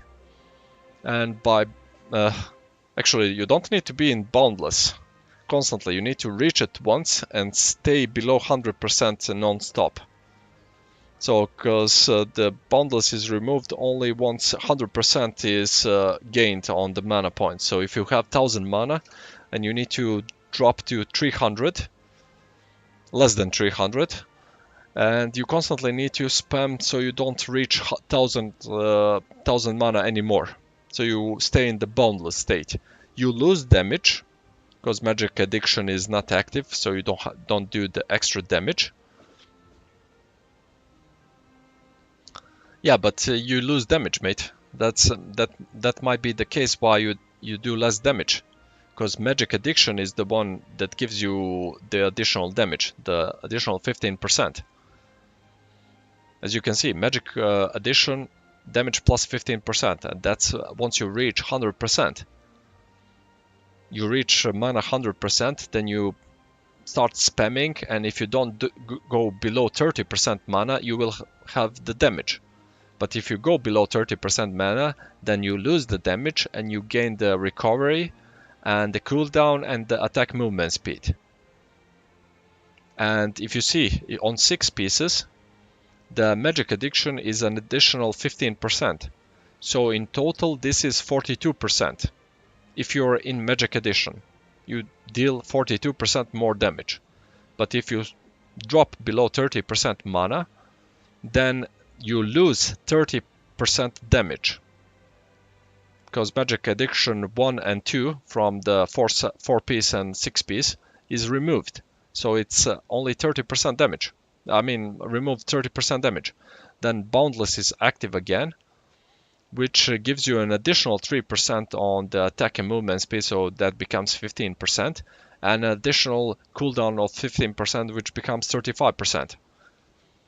So the question here becomes, are you gonna spam more or hit harder?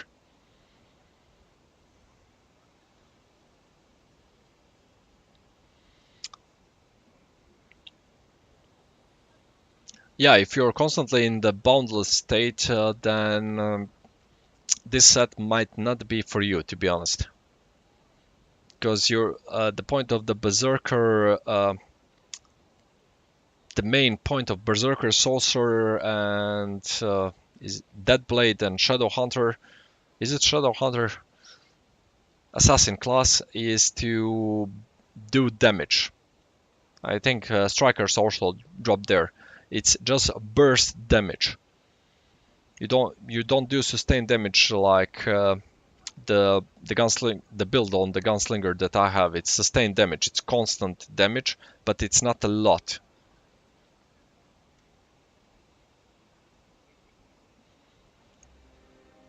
So in my way of playing, because I'm a high skilled Dota player and we like attack speed and movement speed and positioning better, and for us doing less damage but attacking non-stop at the end will be more damage than doing a lot of damage but not having the attacks non-stop.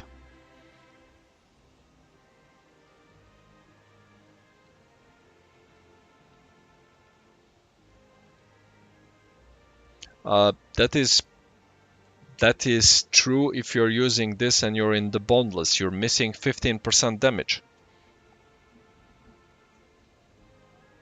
And I would swap that for instead of as we spoke before, I would go with Ambush Master and Earth's Entropy. That's a flat 25% damage on top of the 28% that 6 set will give you. And that is a lot of damage, but you will have to hit back attacks constantly.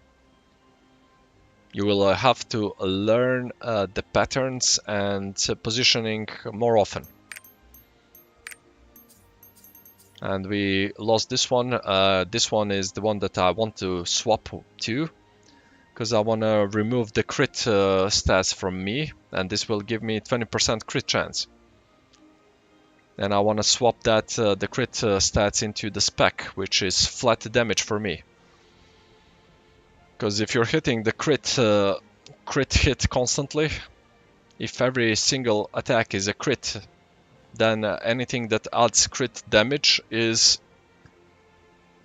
just flat damage. Hallucination is good and bad at the same time. You need the full set, because it gives you 15% crit chance, and it's a 25% damage. So 25% damage is not great compared to other sets. 25% is average. Crit chance 20% is also average. It's 20%. It's not that great. The only great part is this is applicable no matter the position, no matter the skill. That's the great part. But compared to the Earth's Entropy, even without having anything, I get 17% crit damage, which for me is 70% damage. Because I'm doing crit hits like 99% of the time. So this is 24 damage to foes, 7%. It's 24% damage already, and I have crit rate 17%, additional 17%, plus whenever I position myself, because I have certain spells that require back attack or head attack, I will deal additional damage. So this is better in comparison, but the only reason why I would go with hallucination is the flat 20% crit chance, because I want to remove the adrenaline on my main and put Kin Blunt as the 5th. And if I get lucky with the stone, and if the price drops on the spirit absorption, then we will get adrenaline as the 1, like 5 trees and 1. That's the idea for me. The idea doesn't have to work for everybody, but I like my playstyle. I like my max movement. I like my max, not max, there is no max on the attack speed. I swear this will improve your life. This one, this one.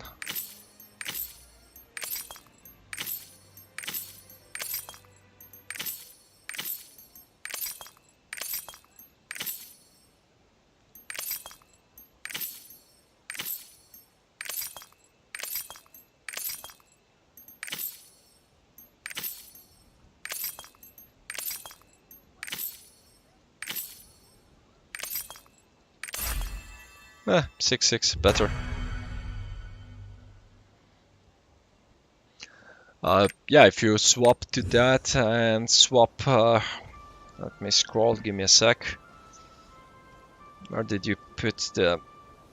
And I would swap the Curse Doll for Ambush. I would swap Curse Doll for Ambush. Earth's Entropy and Curse Doll into Ambush Master, and you will deal tremendously more damage. And if you get a good stone, like a really good stone, you can go with the 5th one, and the 5th one, not the 5th one, the 6th one. The 6th one should be, what the hell is it? Attack power at move speed. Oh, maybe this is not good. Attack power. Oh, good. Now I have the Spirit Absorption on max, which this class really lacks movement speed. So this is good. I really hate this. Here's a tip. If you cannot dismantle this by telling you it's saved in the blah blah blah preset, just go rename OK, and then you can dismantle right away. It's a retarded, annoying bug, but it works like that. We have a 2. Yay, worked. Okay, and for the 5th, if you get a good stone, and I don't know if you have a +12/+12, or maybe just one +12, the 5th one, the 6th one actually, the level 1 could be Adrenaline. That would give you 5% crit chance and what's this? 1.8% attack power, which is not much. That's like 0.9% damage when transferred to damage. If you have holding and casting skills, this also could be. This is a flat damage.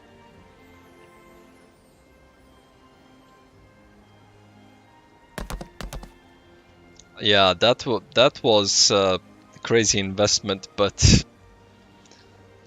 yeah, that was a crazy investment, mate. You don't overspend on certain ones, even though I did. Yeah, but my class didn't require that much.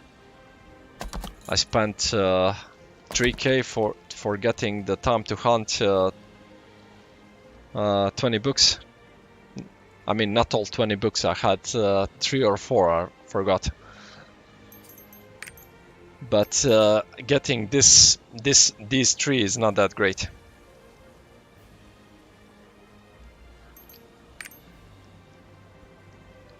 I'm also a full free-to-play, but I don't abuse any of those. I just play normally. I kind of don't care.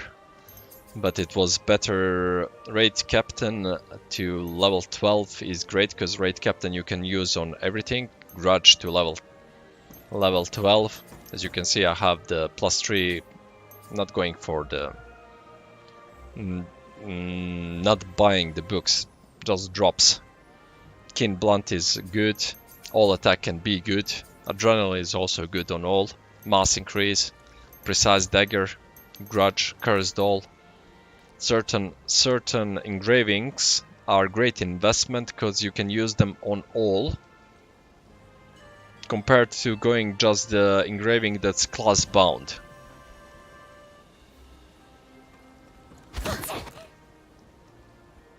Because when buying accessories, this is also a thing that you need to worry about when buying accessories. If the accessory has your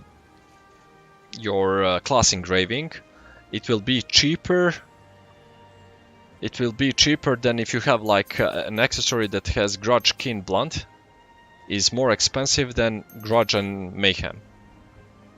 Than Keen, Blunt and Mayhem, if you get what I'm saying.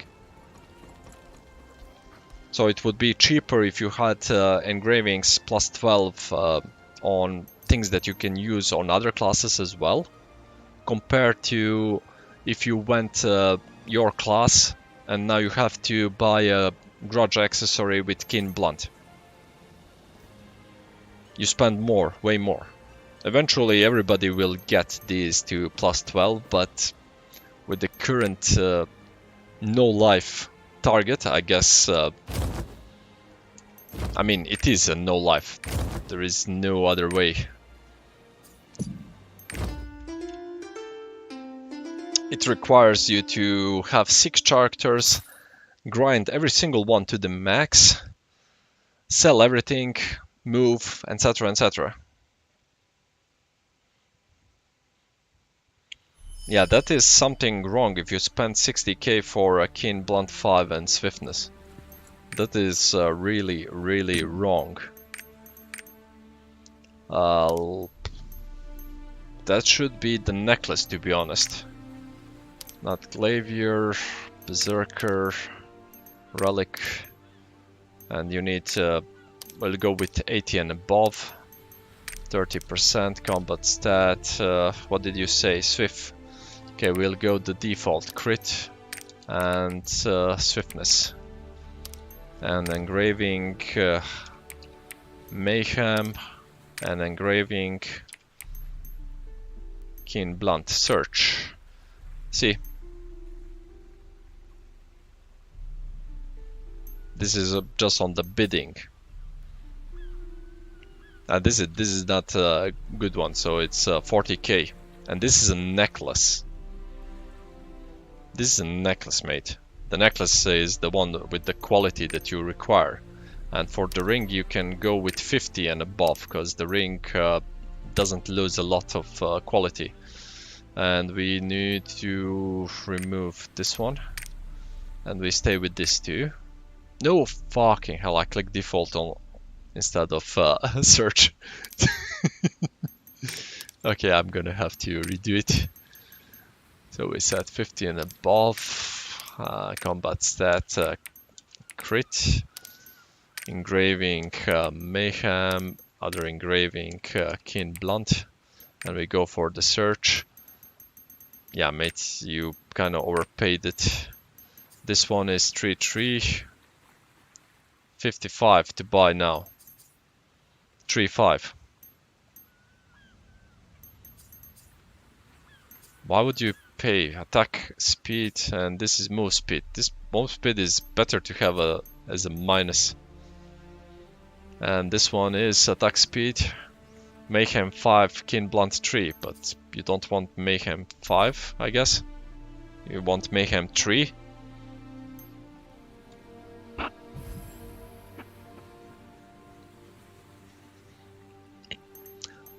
If you need to run with a negative, but you always need to remove the negative stats, so you always don't have it. if you need to run with a negative, attack power and defense reduction are the worst ones to have. Like, this is just terrible.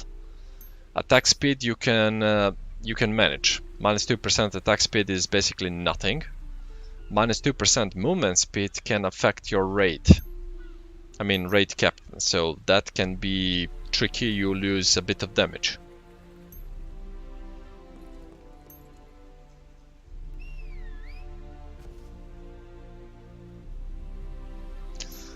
Yeah, I know, mate, but this is something wrong with the current market, because everything is a bit inflated, because many of the people who have a lot, So, it's a priority to defend who this manage place. to grind or case, pay their we first way need to restore this port to before working order.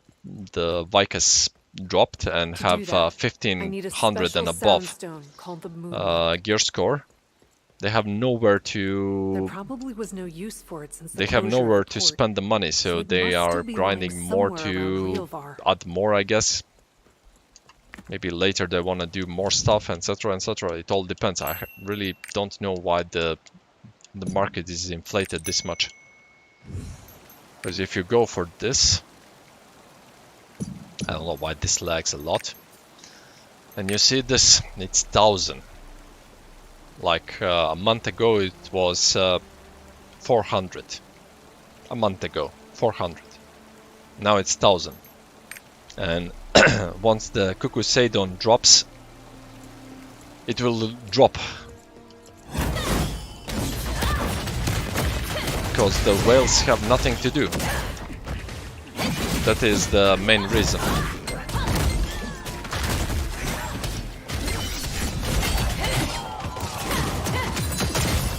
And if I, for example, if I wanted to get a lot of gold, I would probably go grind with multiple characters and just sell everything that I get. Just constant grind, which I really don't want to do, because it's already killing my will to play if I have to grind that much.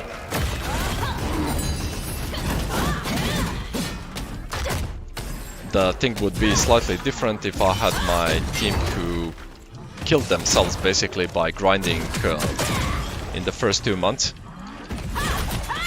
They were a bit unlucky with the honing and everything else, and they played 24/7 without any pause. And I literally mean 24/7. It was as soon as they wake up they played it. And they kind of burned themselves. So I don't have people to play with, and I really don't want to find people to play with because it's not on Steam. And by not on Steam I mean I tend to play with people who I have on the Steam list so I can coordinate right away. Having them just on in-game, I mean, it's not good enough. At least that's my opinion.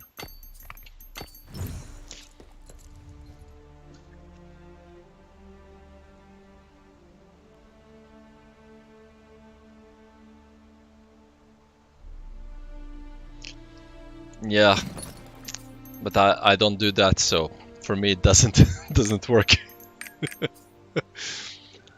For me that doesn't work.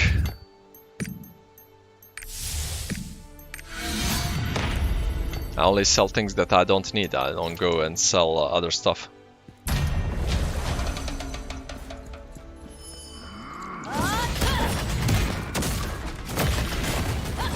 But if the things were slightly better, I would probably get a decent group to play with, and things would be better, easier, because then you can coordinate the grind. And even the Chaos Dungeon, if you go for Infinite Chaos Dungeon, it will be easier and more fun than just doing it alone, if you feel me.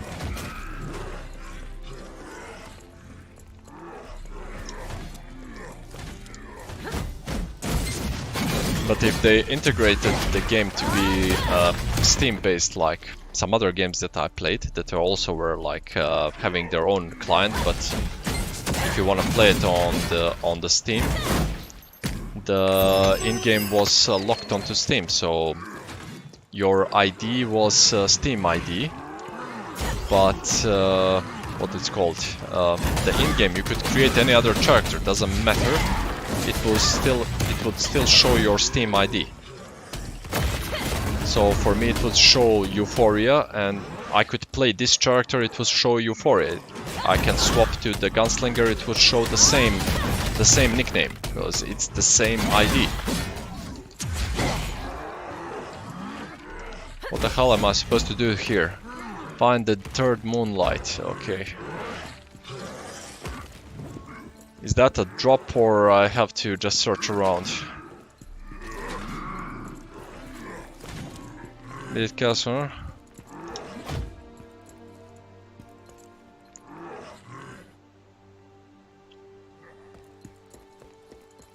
Yeah, that is one way of playing. If this game dropped 2 years ago, when we were all under lockdown, when it was the COVID lockdown all over the place, I would probably be playing like with at least 100 people now, and I can say that with ease.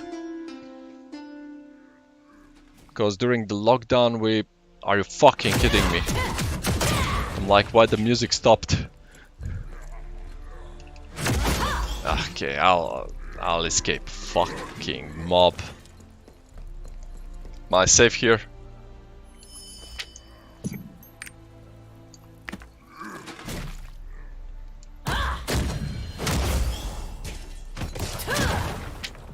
Annoying cunts.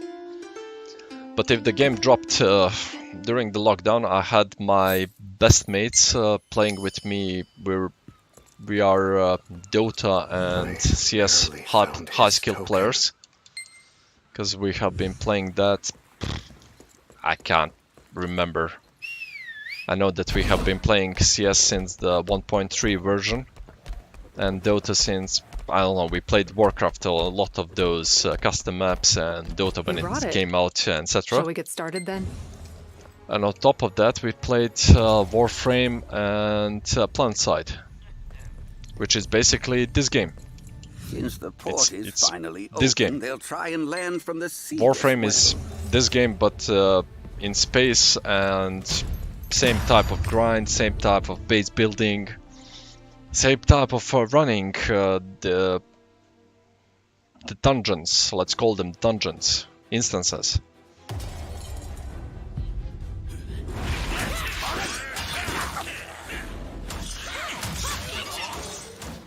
I never played Hone. It didn't really tickle my mind to play it. I'll protect the power source here. Charge! Charge! I'll wipe you. But I can give you one chance to guess what's my favorite hero in Dota.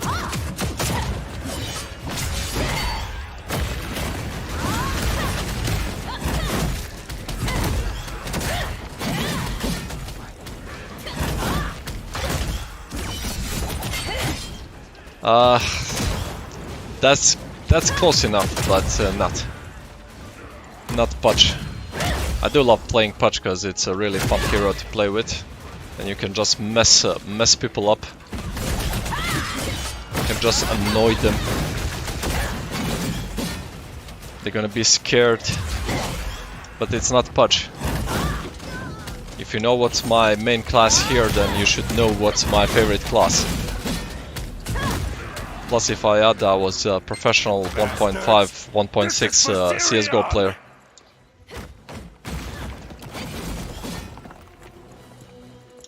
Then you should kind of guess it.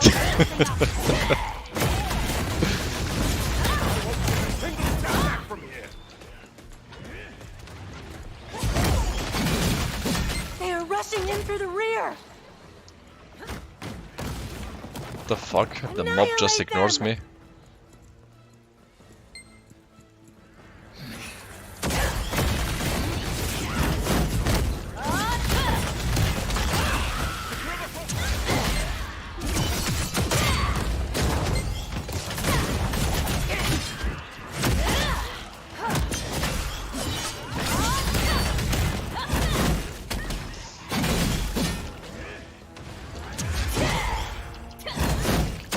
should be obvious, mate.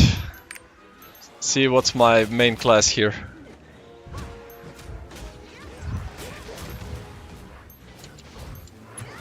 And then just recall which hero has the gun.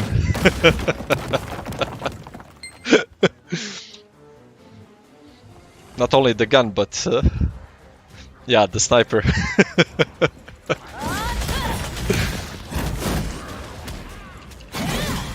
The sniper is my favorite and main class because I can decimate anyone.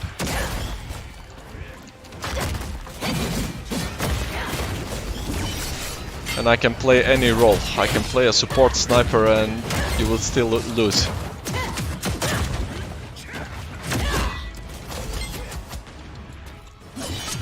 Because the mentality of people is like, oh no, sniper, let's go for the sniper. But wait, I'm a sniper with a mech. I'm not dying that easy. While my cores are killing you. Knights, stand your ground. Yeah, that is also true. If you play against a good sniper, he's gonna annoy you to swap lanes, and if you're forced to swap lanes, then you lost. And then the usual thing happens. The rest of the team will be, ah, it's your fault that we are losing.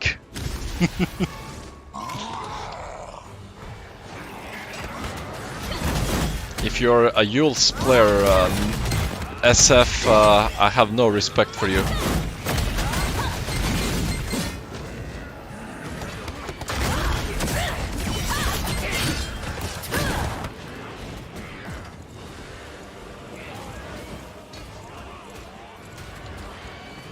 Well, that is true that you lose against sniper, but at the same time not true at all. It depends. If the sniper is not a good player and he doesn't know how to spam or when to spam, and he doesn't know how to position, Templar Assassin can beat him. Storm Spirit can beat him. Void Spirit can beat him. Viper. Zeus. Even the Shadow Fiend can beat him with ease. So it's not only the hero doesn't give you that superpower of dominating everybody, it gives you the chance of fighting before getting any item. That's the main thing, but if you don't abuse that, then what's the point? That's like in a boxing match you give your friend some iron to beat the opponent, but he doesn't use it, and loses. So it was kind of pointless on giving him the extra help if he's not using it. Same goes with any hero. If you don't use its main thing, like for example, if you go with the course PA or the what it's called Juggernaut.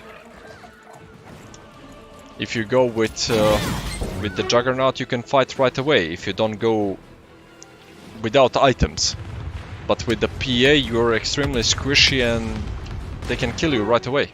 So PA requires items. Same goes with the anti-mage.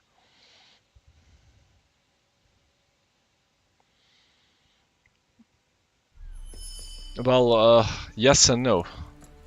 You can be an average player with the sniper if you have good teammates. Of course, the biggest obstacle remains The main advantage of a sniper is good teammates. We have overcome our age-old If your teammates suck, you can be the tankiest person on the ground, you will die.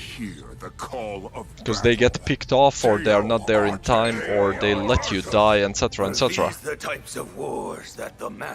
But if you have good teammates who can position themselves to buy you time, the sniper will decimate anyone.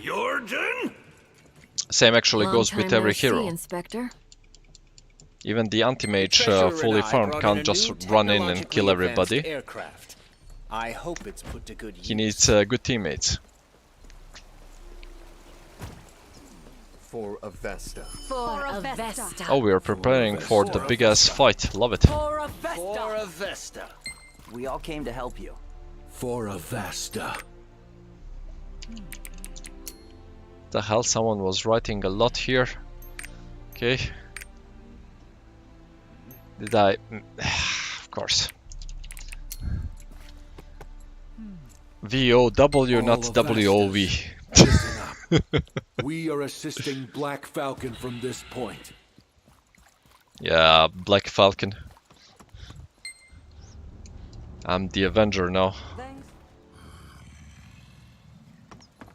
How disgusting.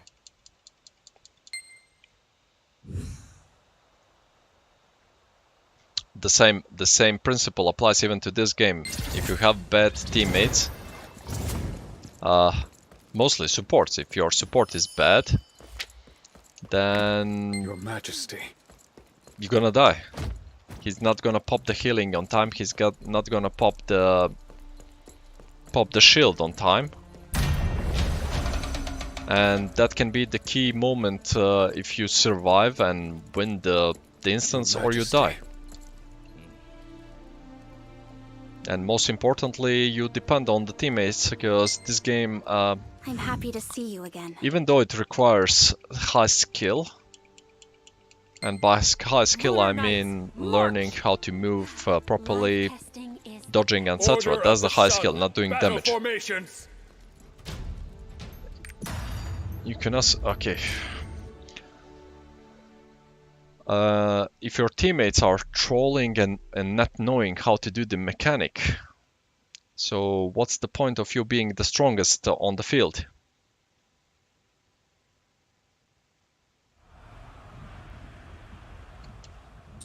Analyzing the battlefield situation.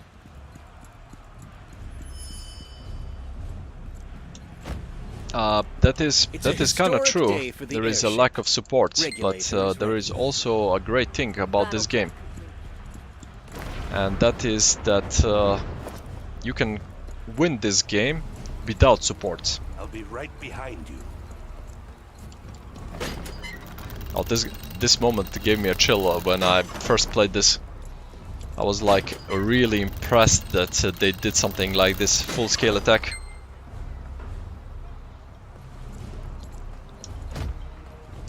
you're here. For the World of Warcraft, I only played a few months when it launched, and sold my rogue right away, so it wasn't something that I cared about. Advance. Annihilate Vern's enemies. Lunar Knight. Yeah, I'm gonna Wipe them out. be lagging here because Damn demons! the stream is taking some frames down. I won't let any of you live. Do I need to kill everybody, or just there is a certain percentage? But for example, on Dota I have a few people who are godlike supports. I've never seen someone play for the team that much. And that is something that you cannot just teach, because that's the mentality that that person has. That he plays so much for the support, for the team. Knowing when he needs to sacrifice himself so his core can survive, buying extra healing and dropping to the core so that the core doesn't waste money. Initiating if needs be, if the other core is not ready to initiate, etc, etc. So those things are something that are hard to teach.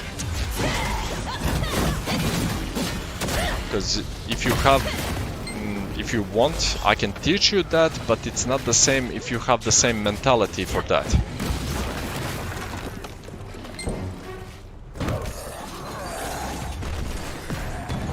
If you get me. And yes, I agree, this mission was extremely unexpected, to be honest. I didn't expect them to do something like this, and this was amazing. I was like, you had metrics in this game, you had the Terminator as well. I mean, there are some hidden Easter eggs, and now you had Marvel at the end. Because this is definitely Marvel. Let's call all the reinforcements, everybody that you played with, and let's do a full-scale attack. This is definitely the Infinite Wars or Endgame. I think it's Endgame, the final battle.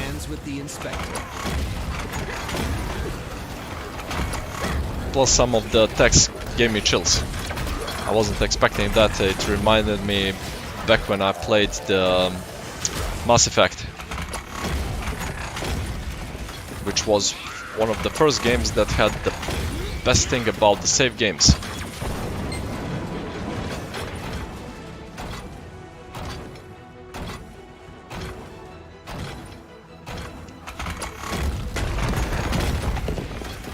A strange feeling, this gate is not it's not damage based, it's the how many attacks you do. Damn! Villanar's gate has been occupied. The Allies can't go forward.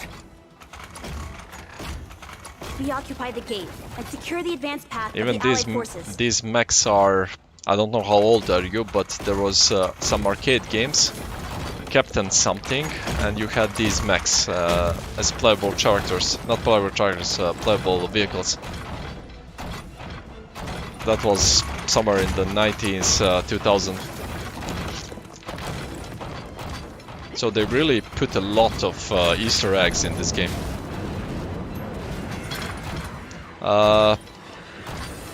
Yeah, there is in Metal Slug, there are some, but not Metal Slug.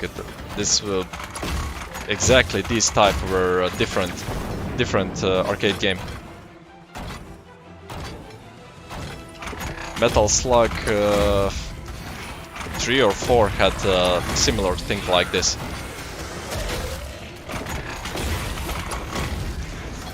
But it's not that. It's a fighting, one of those fighting games where you a scroller left and right.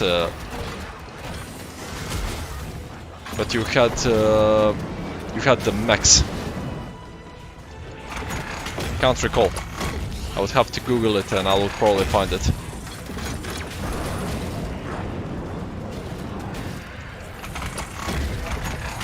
Oh wait, what the fuck, I'm attacking the wrong gates. Instead of attacking the main gate, I'm attacking the small ones, and I'm like, why aren't they breaking? How bad. This way!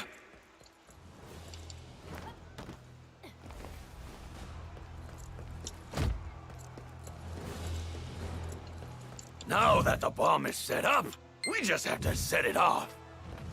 Let's go. By the way, have you played the glitch mission, the Matrix in this game?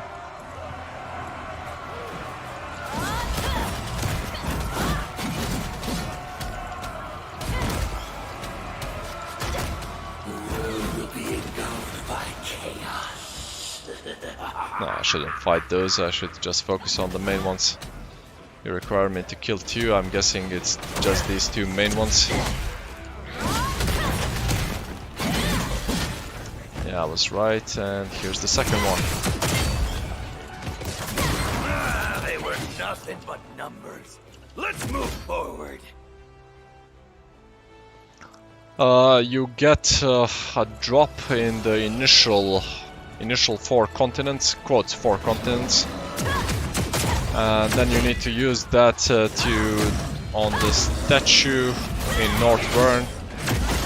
Then you need to do the secret dungeon on the island with the robots, where you need to farm the drops to buy the key. And you need to do it with the hacker from Alternatorman. then you basically play Matrix.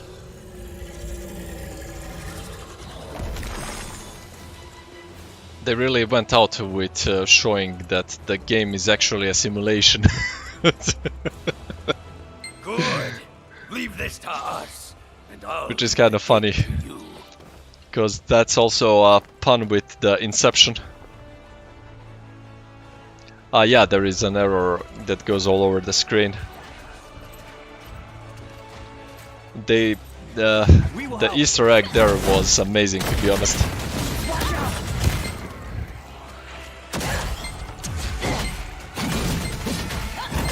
The game glitching and error all over the screen is Easter egg from the what it's called, Metal Slug Solid. We'll cover it. That's the Easter egg from that. Then the glitching is from forgot which game. It's also from a game.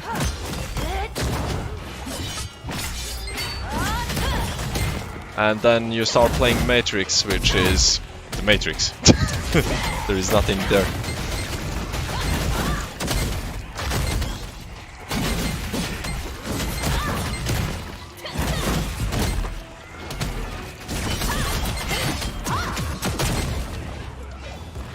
But the error, they should have done the error the same way as they did it in the Metal Slug.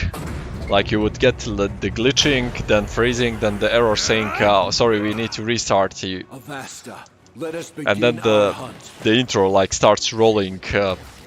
I guess 99% of people will be like, what the fuck? And then the game just loads you in on the same position, like nothing happened. You don't go to the character selection screen. You just have the intro.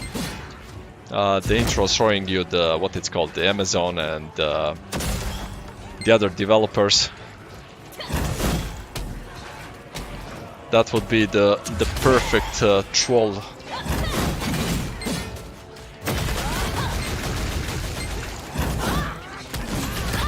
Yeah, let's kill these two.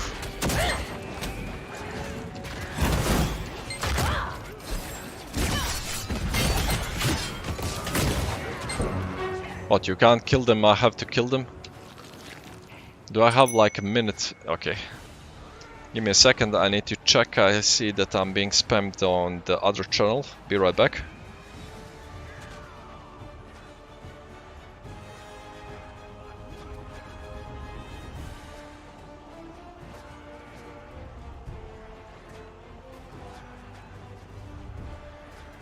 Okay, I thought it was something important, but it wasn't.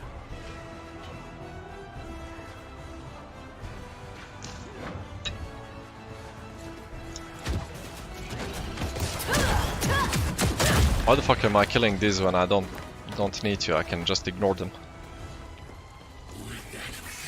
This is having this mentality of playing Path of Exile and Torchlight. You need to kill everything. Everything needs to die. More experience. The poison cloud Plus, is on Path of spreading. Exile, everything drops something. Doesn't matter what you kill. Don't fall back. So that's a huge difference.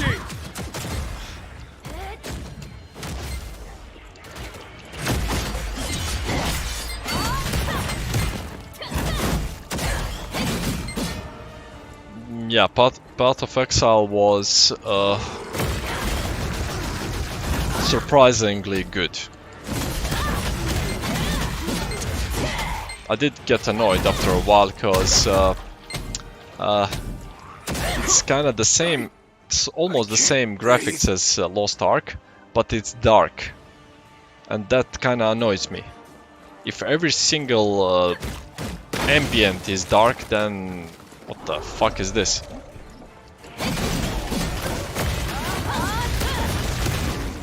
I need to see some light, like they did on Path of Exile, like they did on Lost Ark, by adding like different continents, There's no end to different ambient, different culture, different characters.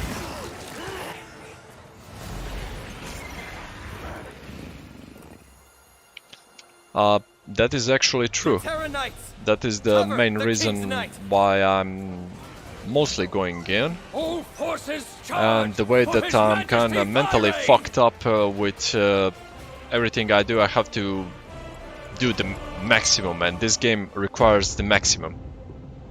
Like, if you wanna be the best with the most damage and everything, every single engraving, etc, etc, you need to get all the collectibles, all the...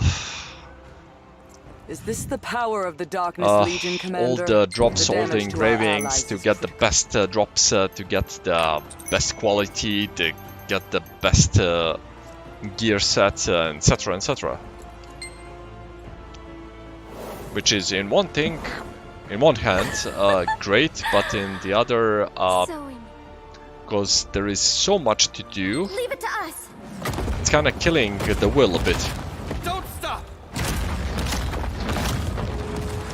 It's like getting ready for an exam, and you have your study book, but that book gets bigger and bigger every fucking day. Yet they still struggle. Yeah, mate, but we don't have a timer here. So, island tokens. You see this? You need the skill point, mate. You really need the skill point. You do have the masterpieces here, but you need the skill point. This also improves this here. Improves your speed and repair cost, etc. You do have secret maps as well. The wave dance is also available here, and Treton, and you need Treton on one of the report missions, those purple ones. Everything else is not that impressive. Genea protection is also good because it's a relic 10k, which is amazing to use on Nineveh. Giant hearts. Skill point, skill point, skill point. Masterpiece. Plus you have this. It's 5, it's not much. But 5 here, 5 there. That's great. I have no idea what... Here's a title and a structure. This is just garbage. Omnium stars. Skill point, and protection, which is this is one you really want. It's 12%, and you also have this 25 on the main stat. This is not much, but 25 on main stat is always great. Masterpieces, you said you're doing those. Here you don't have much.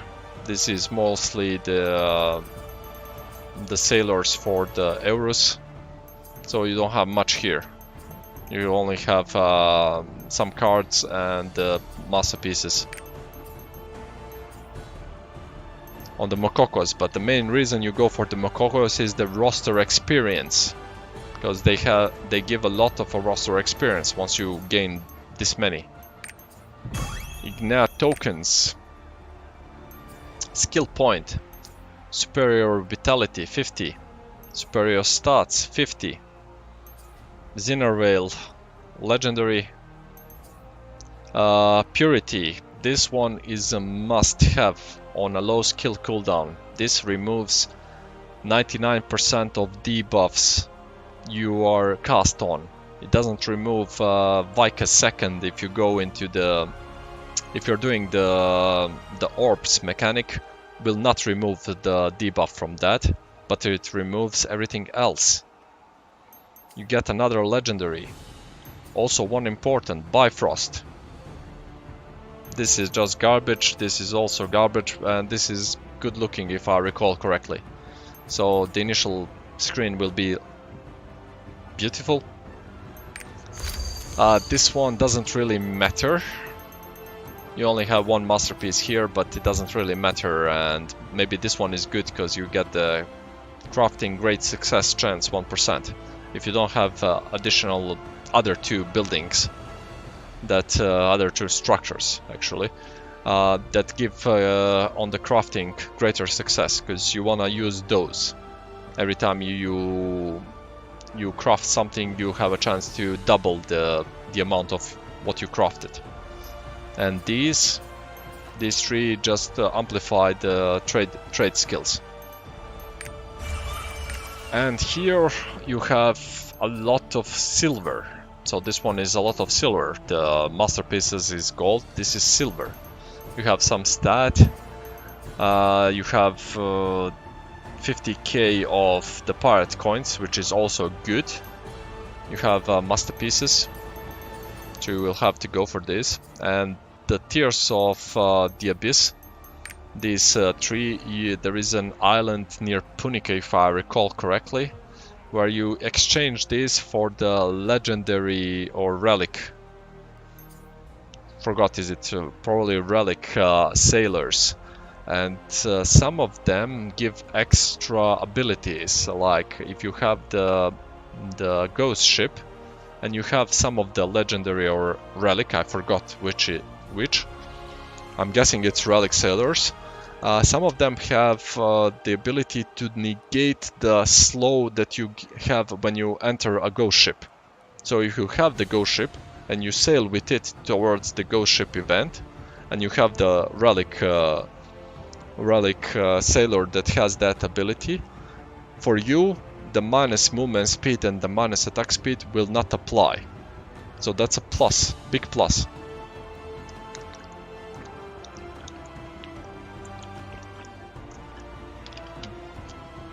And also you have here the focus, which is useless. Unless something changes, it's useless.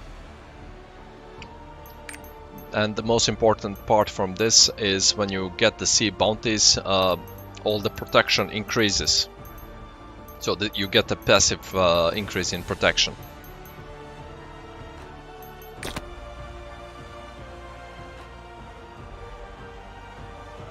Yeah, it's a big difference when you start combining stats.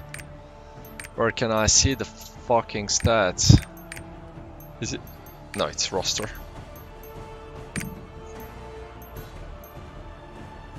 You see here, strength and vitality. I mean, this is on this one.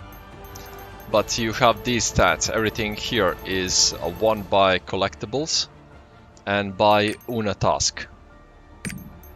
So by these reputations.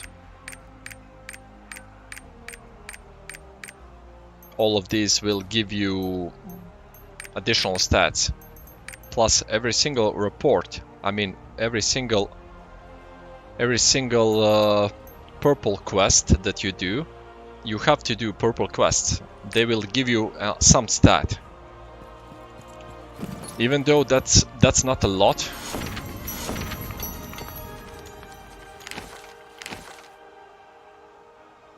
Why am I? I hate this.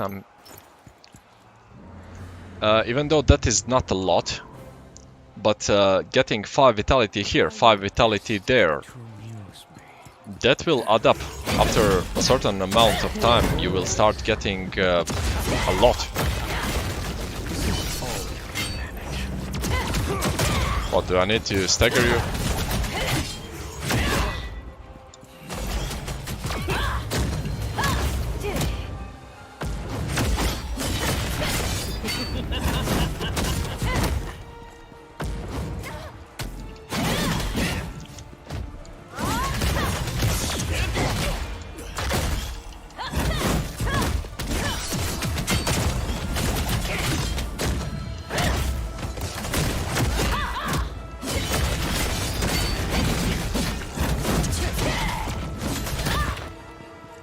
Where the hell? Carmine? The fuck? Carmine?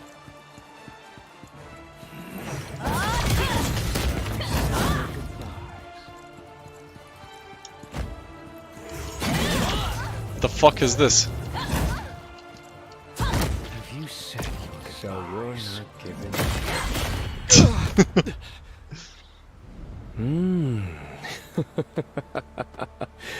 That's it for today.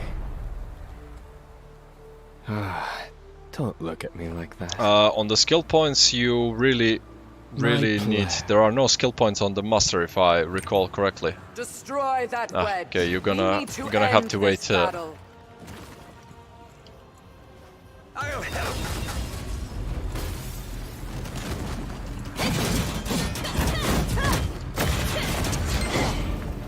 You're gonna have to wait for this fight. I can't.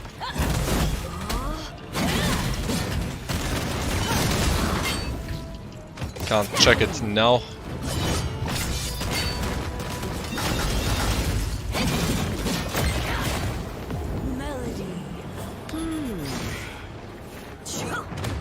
Yeah, that is not really helpful if I have to click on her because she's in front. Be very careful. That you're sending me to go back.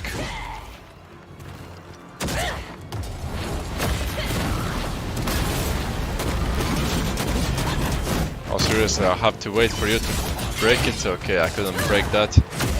Thought I need to use a weak point, but apparently not. So what am I supposed to do here? Wait for you?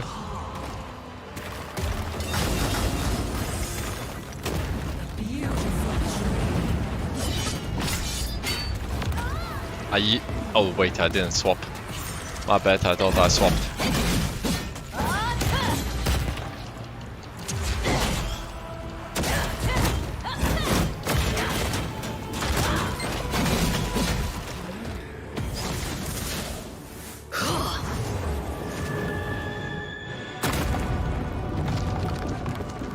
Yeah, once we get Berhaza or Berhalza, That's the final wedge. We just need to.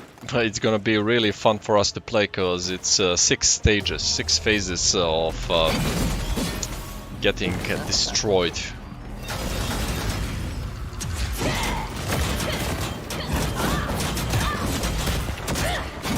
And the Cuckoo Seidon is basically playing Mario.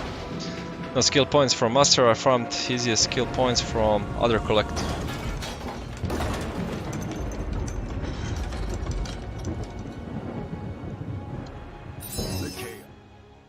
If I have a pause now, I'll tell you. Since we are dropping to Warren Castle, I'm guessing I'll have a pause to check the Master. If I recall, there are no skill points in the Master.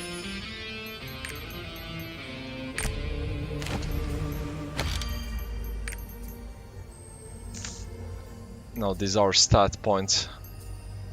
5, 5, 5, and then lots of gold. The Island Soul that you collect from that. This is also great, these cards. You have Vey as well, which is amazing. I don't play with Conviction and Judgment, so that kinda is pointless for me. This is also great. I have no idea what this gives you. This one is not good, at least not for now. I mean, this is the swapping to the dark damage, because later on we'll have to swap to dark. It's Light of Salvation, but reversed. And you get the final one with 20k gold.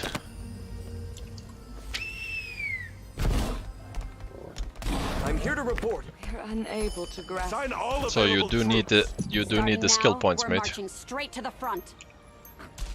I don't have all the skill points. I'm on 399. No, I entered. Those demon cretins. How far in Because advance did they prepare? you do require the skill points, mainly for this. Urgent. Because you can go above 10. If you're level 50, you can go above 10, and you can have it on 11. Jumping from 10 to 11 is a lot of damage. It's a 20% increase, or 15. We get it's 15%. Cannot be 13, only 12.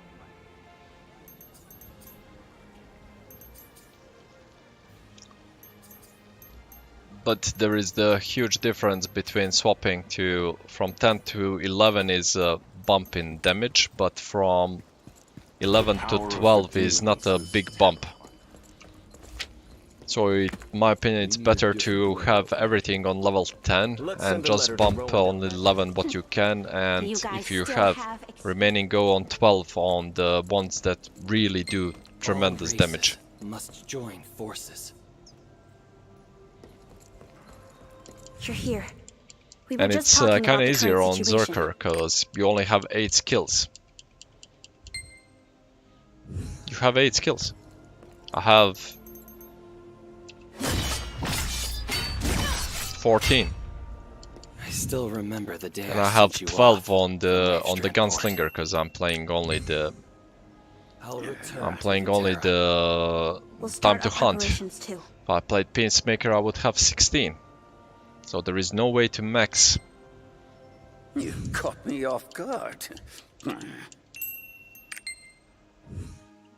But it's gonna be easy for me because I love to play Arcanist. I love these complicated classes that rely on luck.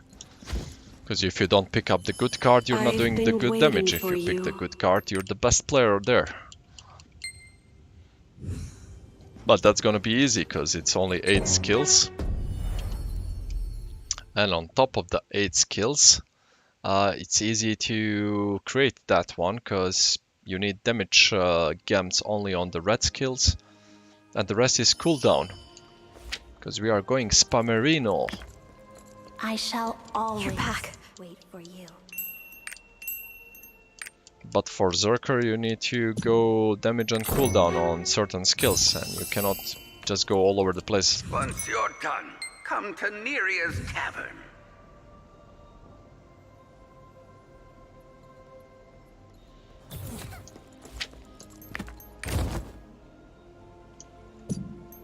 Well, that is how you're supposed to play, just when opportunity presents, just to spam constantly.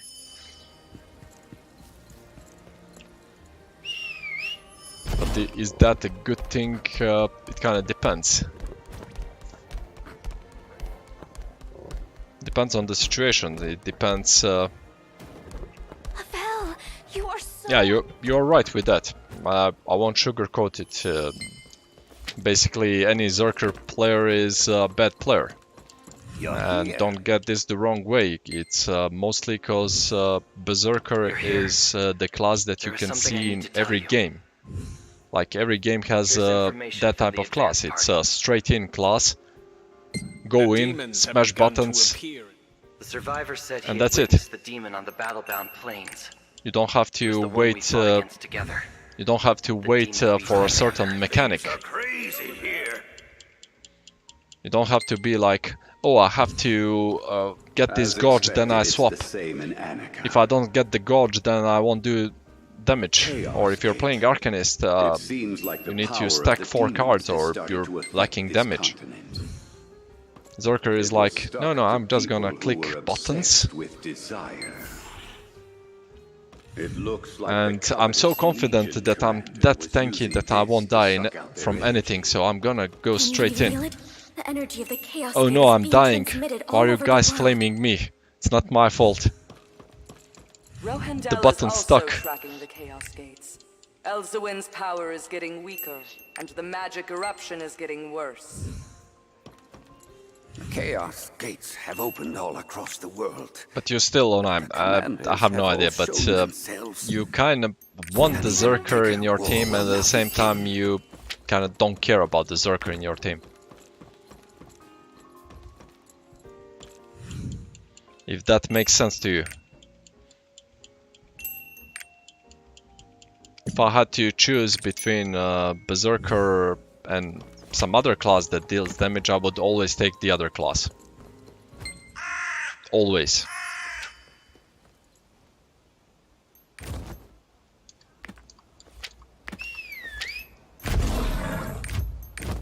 Avel, you are so amazing. Simply the best. Maybe that's not a good thing to say, but that will always be the case. Only in certain situations I would prefer a Berserker compared to the Sorcerer or a Deadblade or a Striker. If I have a good Striker, definitely Striker.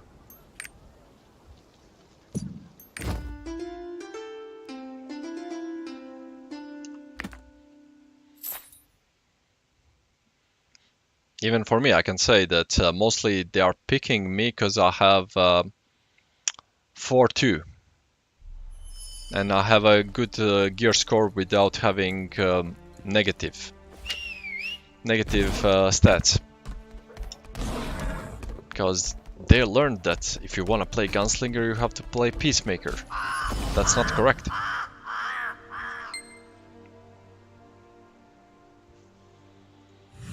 Yeah, the Berserker got nerfed, but the next patch will be slightly more buffing for the Berserker. Slightly.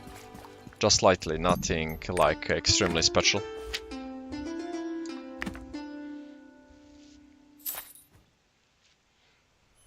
Well, you're missing 18. And I'm missing, I can't recall, is it 410 or 420?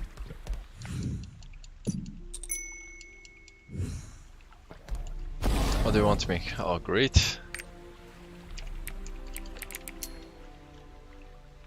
The fuck? Did I do the grid? Am I doing it?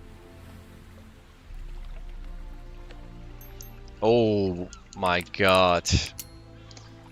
I'm a specialist.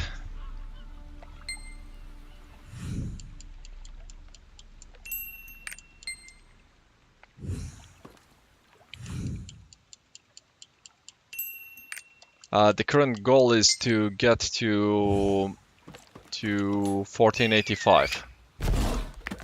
So you can be ready for Cuckoo Seidon. But at the same time you shouldn't be playing Cuckoo Seidon on gear score level, because it's harder than it should. And if you're bad at the mechanic, because Cuckoo Seidon will require better mechanic than the usual, because as you can see, the mechanics of this game are going up by not one, but it goes like, oh, we're gonna show you the Abyss dungeons. They're gonna be like the simple mechanics that you would expect with some slight additions.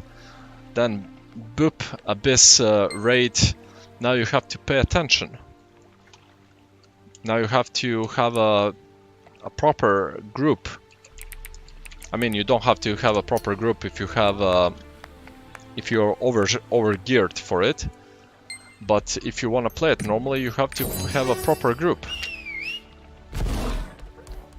Which the first group needs to be good with destruction, weak point, and the second with stagger. And on top of that, you need to pay attention on the coloring, because you're gonna die, and there is different mechanics of wipe that there is no, since you can't see the health bar, you don't know when the mechanic is dropping. Unlike the Legion raids. Salute the hero. And then they are like, oh, let's drop Legion raids.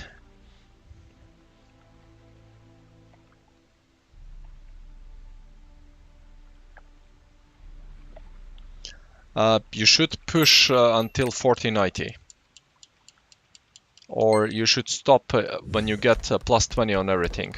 Or plus 21, I forgot which one. Because on Cuckoo Seidon you can get the gear on level 2. I don't have the, but here you will you see the level 1 and level 2. You see on the 2 set bonus level 1. On the relic it has level 2, and on the Cuckoo Seidon you will receive a certain type of material that you will use to upgrade gear to level 2.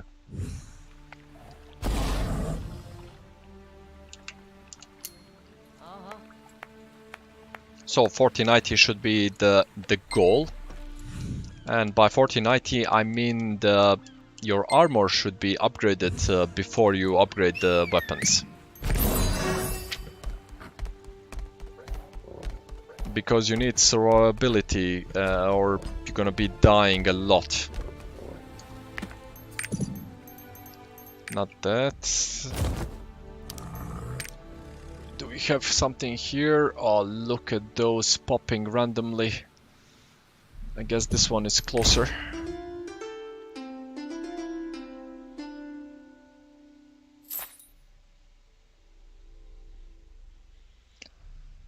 Well, gonna have to upgrade it eventually, cause Berserker is a DPS class. So you cannot have like the armor at 21 but weapon stays at 18. You can have everything at 21 but the weapon at 20. So weapon can be -1. And it's alright. But the simple fact, if you are dying because you can't survive, how good is having a weapon plus 30 even?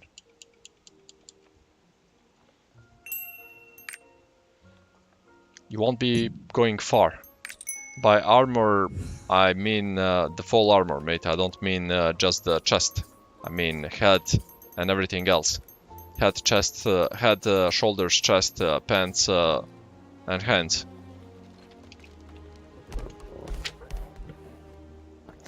Oh, I just recalled, this is the annoying one that I was calling before.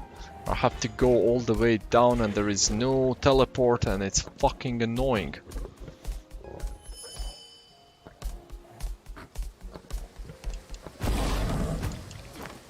By the way, when upgrading armor, the most important one is the chest, as it gives the most stats, then the pants, and then the shoulders.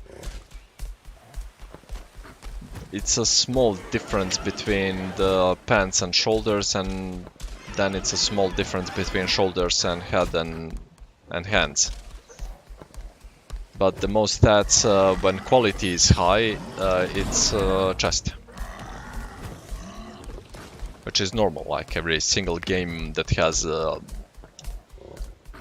armor pieces, the chest will be the most important one always.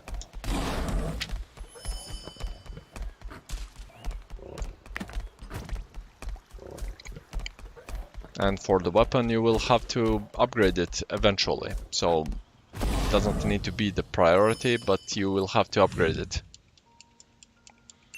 As that is also the main reason why you're missing a lot of damage. And there is also one more thing. If you have the relic weapon, what's your quality on the relic weapon? Because I got lucky on mine and I got 98%. And 98% gives a lot of bonus damage. What do you want me?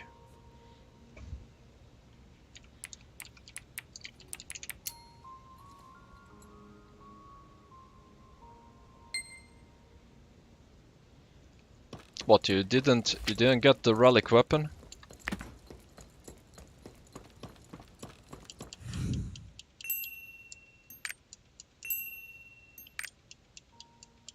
Weren't you supposed to get a relic weapon?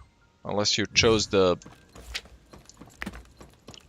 specific set that requires you to go with Vicus first.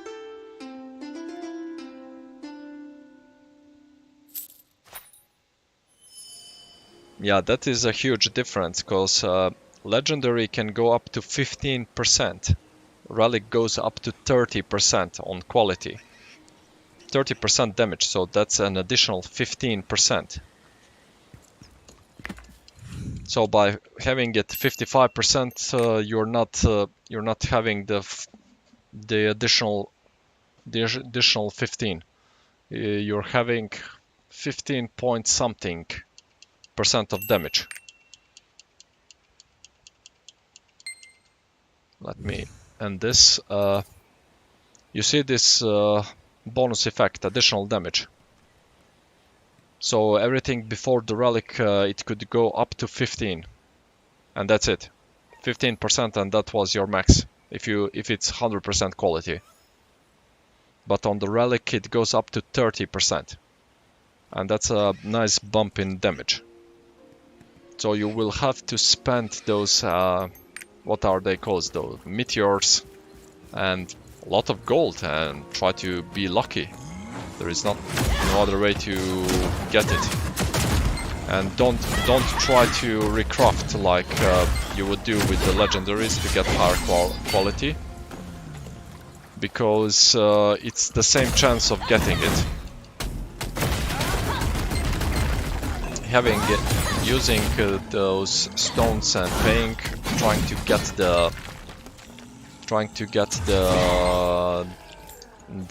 upgrade, it has the same chance as trying to recraft. So it would be kind of pointless in trying. That's what I'm saying for the recraft, and it will cost you slightly more, if I recall, than trying to do one upgrade. And the down part with the upgrade, there is a chance of failure. And once you hit 90, I would go with 90 plus.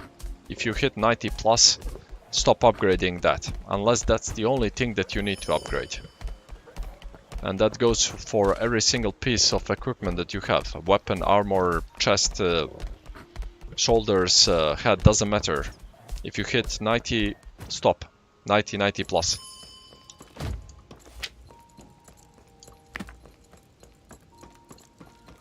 Because that's a real sinkhole. From everything, that's a sinkhole.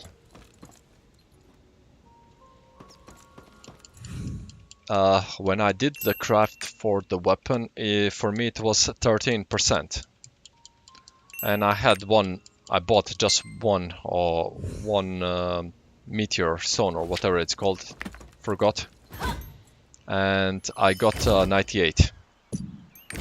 It was a lucky hit, I can't explain it better than that. And after that I didn't even try to get the weapon more. But the game was like, we gave you the weapon to 98, so you're gonna fail a lot on the armor. Is this game fucking with me? Third time going back. Fucking hell. Oh.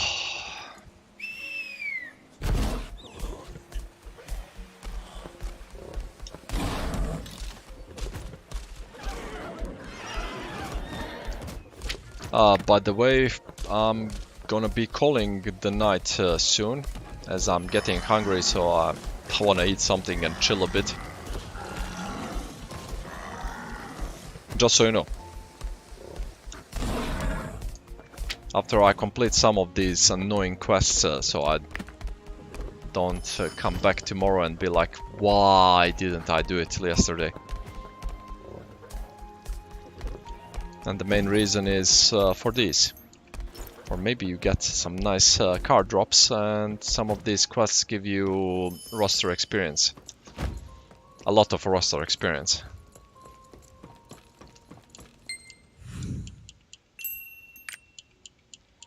If you're gonna send me for another errand and then I have to come back here, I'm gonna murder the whole family here.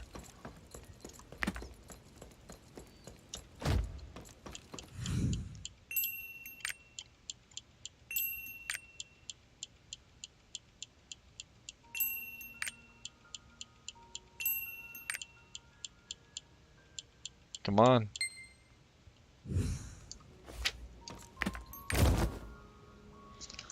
Oh.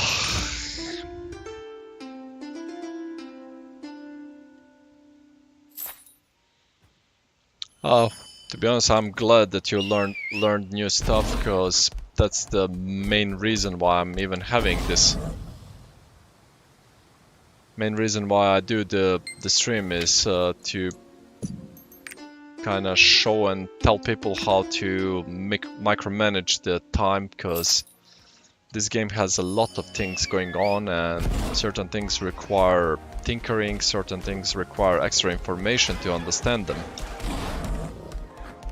And since I spent a lot of time trying to get all of that in the first few months, I like sharing information, because what's the point in being the best player if you don't have anyone to play with? I should add, in a multiplayer game, what's the point? And by getting additional information to people, maybe you will learn something. Maybe you're just finding interesting when I fail in certain situations. So it's a laugh.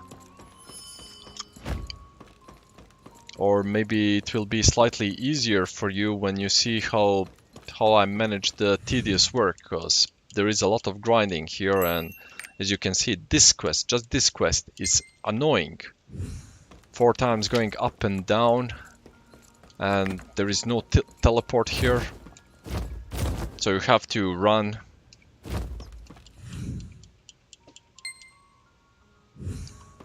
And I'm getting it out of the system, and at the same time I'm getting annoyed.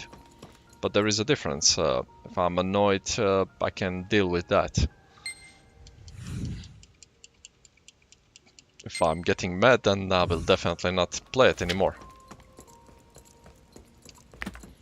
Because you're not supposed to play or talk to people or be friends with people who get you mad. As you don't have to be friends with everybody. Where am I going now? Okay, is it a prey? Then I have to go back. I have a strange feeling that I have to go back, and this is gonna be annoying. Yeah, sure, we can drop some stuff. It's untradeable, untradeable, cause fuck you, game. Don't even give me a selection chest.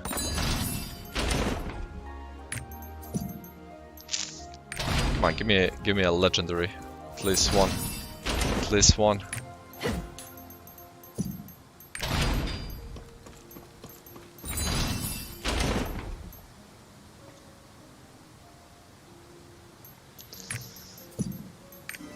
Yeah, I know that I will have to go back. You know what's the funniest part about this? I have to complete this on the Arcanist as well. The whole Southern on the Arcanist as well, so this is gonna be fun. The fuck, did I click pray? Pray? Fuck game. So this is gonna be fun, knowing that that I have to go 5 times up and down on this quest. It's gonna be like, oh, love it. Can we do it more?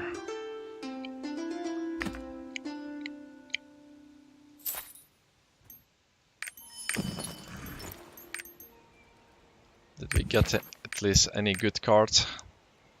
By the way, I haven't asked you, how are you standing with the cards? Are you having this at least? Or maybe you are having not this one.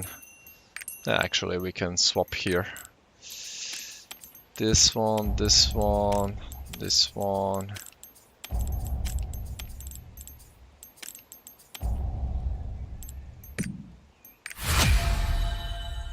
Or maybe this one. Are you at least having this one?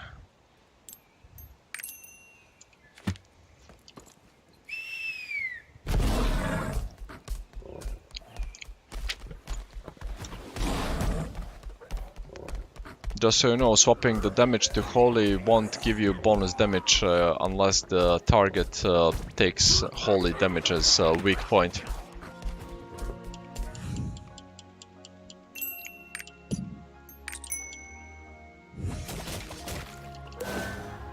What the fuck?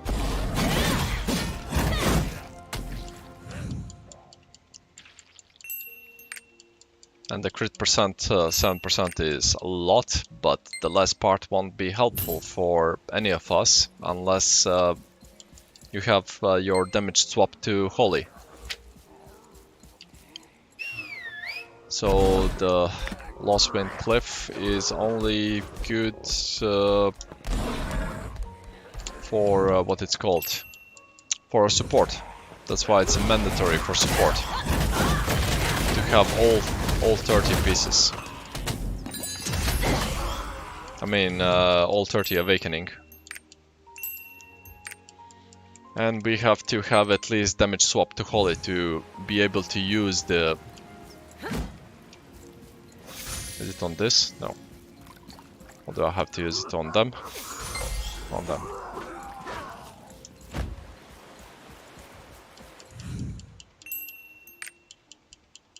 to be able to use the 2.5% damage.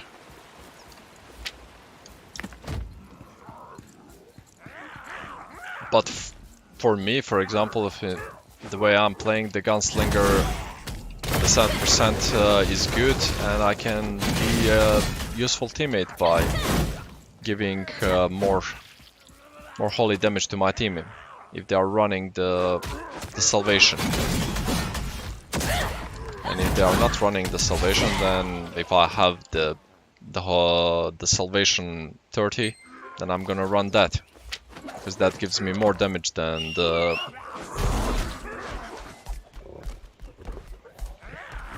yeah, 30 on the salvation gives way more. Even if the target doesn't take holy as a weak, the salvation extra, the holy extra damage, once you hit 18, the first one, the first 7%. Let me get away from here.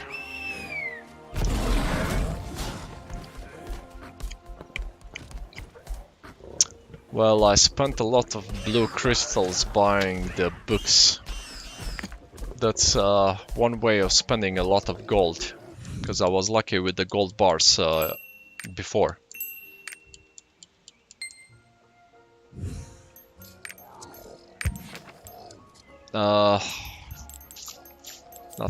Is it salvation? Yeah.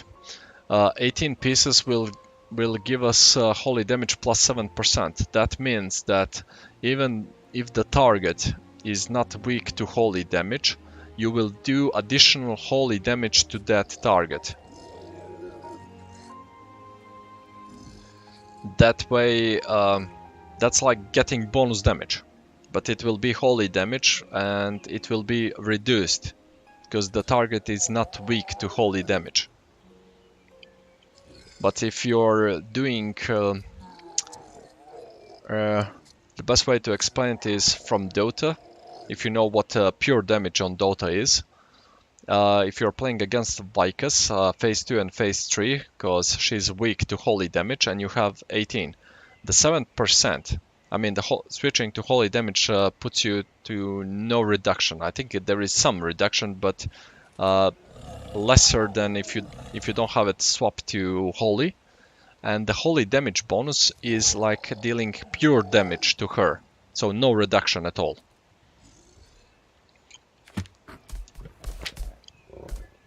Where do I go?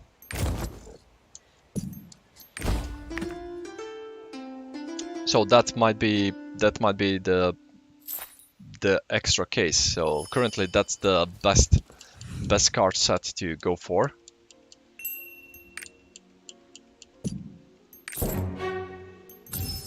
And there is also another card set that we won't be using now. This one. This is like the Lost Wing, but it ups your attack power and personal and party damage, dark damage, is upped by 2.5%. So you have Lost Wind, which is 7% crit chance, and this is holy damage by, oh, it's not 2.5, it's 3.5. And here is 2.5 dark damage, because later on we will have to fight against the Ark holders, what it's called, the Albions, that species, which is the holy species, etc. So we will have to have the holy damage reduction and have this. And this one should be the... Is it this one that swaps? No, this one is... Why the fuck do I have this one as marked as favorites for some reason? Oh, it's because of these two cards.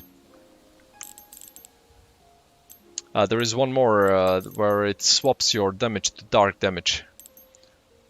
I'm not sure if we got it yet.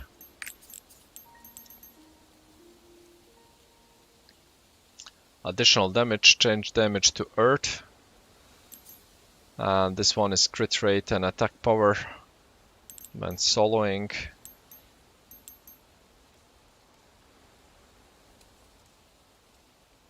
This one would be great, to be honest. It gives you 24% crit chance.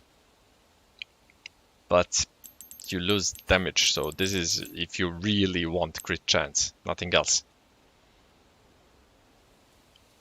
Get additional damage and fire, but if your damage type is not fire, you get nothing. Crit damage 8% is garbage unless you have a lot of crit chance, then this is 8% more damage. And change type to fire, so this lots of these cards.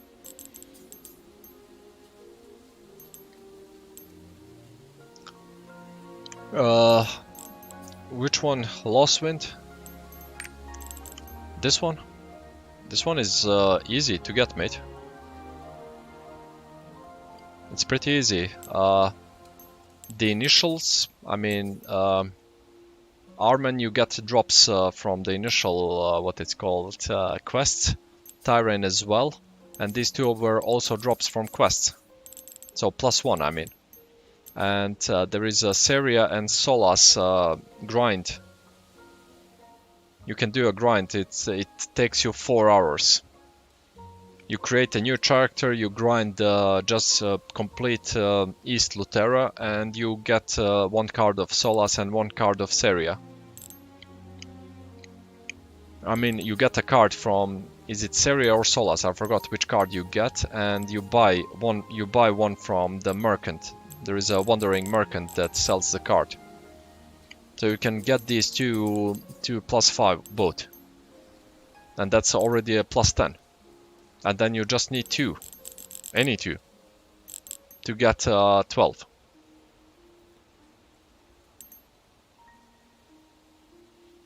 Yeah, this is the default for everybody. The Lost Wind. Until you get the Light of Salvation on 18. Once you get Light of Salvation on 18, you swap to this. Because 18, you lose the crit rate, crit chance 7%, but you gain additional damage 7%, additional holy damage. So that's more like 4 to 5% when reduced. Yeah, I forgot, to be honest, because I really didn't care. Because I didn't grind it, I got it by normal drops, by buying books and by going here. Like when the gold was normal, you swap gold to the blue crystals, then here on the right side you see this. You get 5, and I was buying mostly the 10. So you get these 2. And then it's about luck.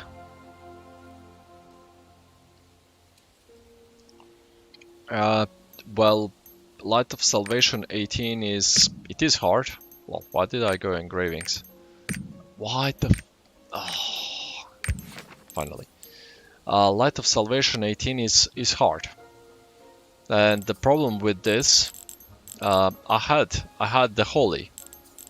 But I had to use one of the card selection packs to get way to 3. Because I had already 2 cards of way to get to 3. Because you need here you need to have the +12 here, not here but here, which is garbage, and it has 7 cards, not 6, 7 cards.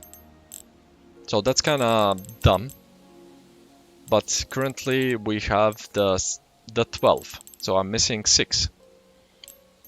And the problem with this is, since I'm missing 6, so I don't have anything on Armen. I have the Delane Armen, which I need 2 more cards, and I can get the plus.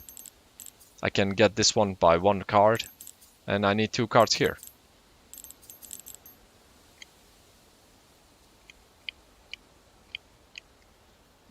Where the hell are you buying books with the pirate coins? Are you referring in the stronghold with the seals?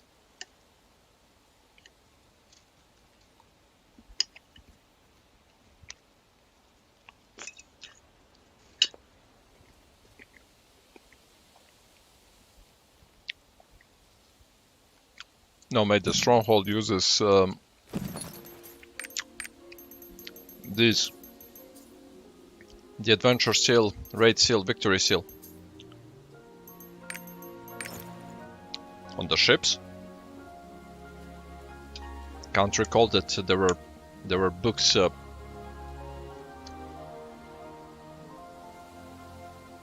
Books sold on the ships. You mean the wandering ships around the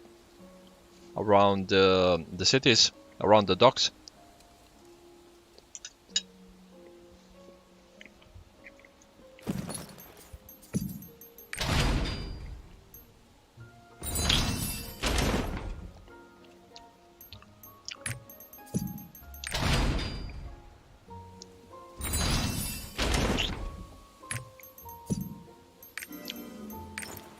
If that is the case, mate, where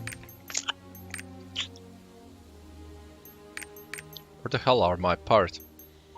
We have I'll round it up. We have 138k part coins. So if that is the case, we gonna use them all. I can't recall buying books on with part coins.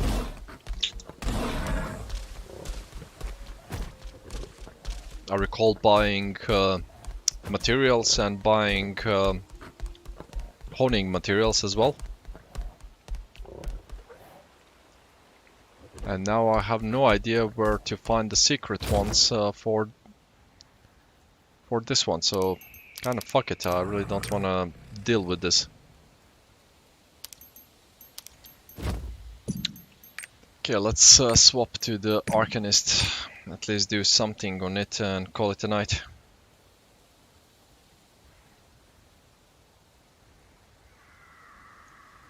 Big ship? Are you referring to an island? Atropos?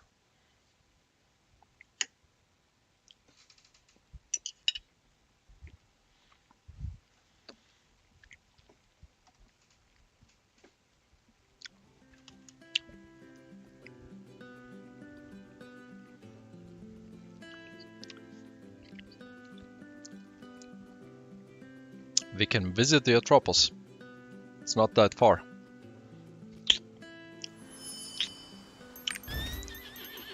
Did I use it? 3 good.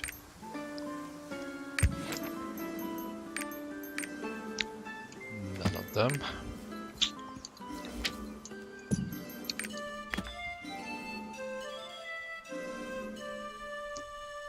Yeah, you don't have to do that, mate. You could have just tried to Google it. If it exists, it will be shown somewhere.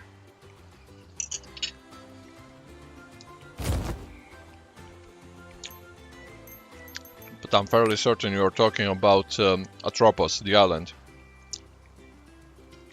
That you're talking about this one that has a lot of merchants here. Or merchants, if you prefer that. Sorry, it should be merchandise. Please be careful not to so disturb merchant. It's kind of hard because from the languages that I know, that shouldn't be merchant, but merchant.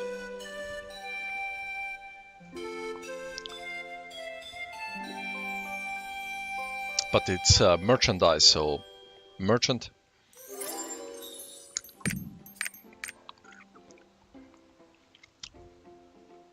If it's a Tropos, mate, I'll go right to it. If it's a random ship, random ship can only be Peto or Fermata. I mean, it can't be random ship. Those are the only 2 ships. The rest are trading ships that don't have that.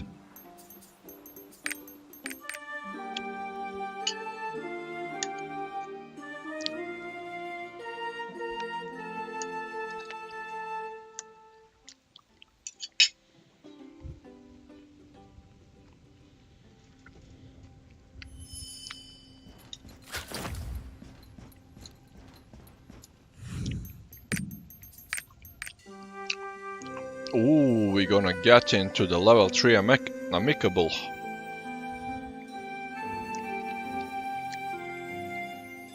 While you're doing that, I'm gonna check the messages that I received.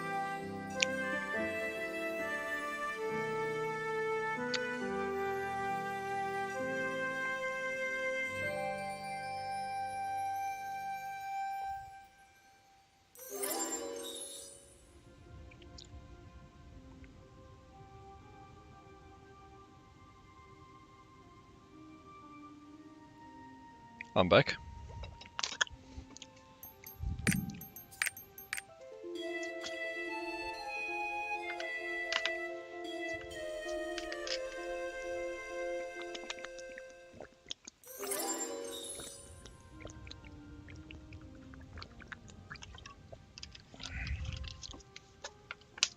I hope I'm not heard on the stream jugging water like a crazy person.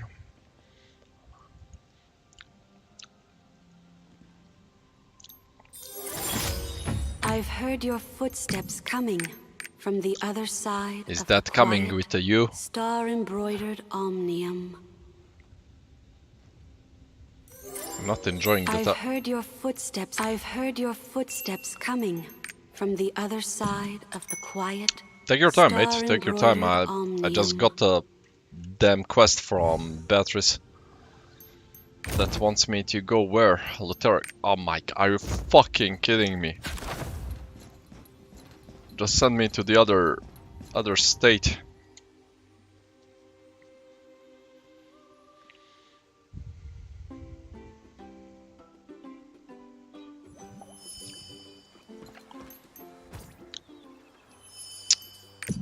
We have to the near village. Do we have a song? No, we should use the song.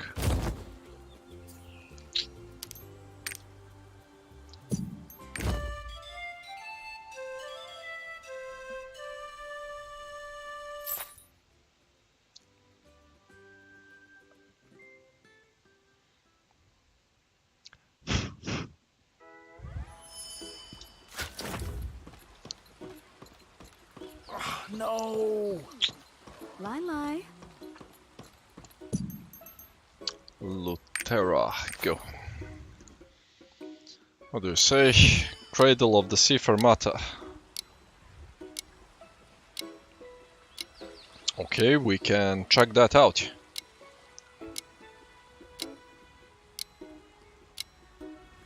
We can check that out soon, because I remember that I forgot to do the Una tasks on the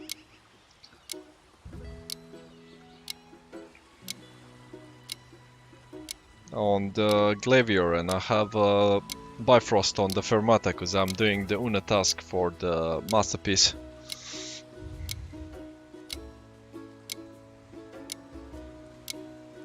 But currently we are going for the Beatrice cause you get more amicable and they are like giving you chores, so what's the point of being friends?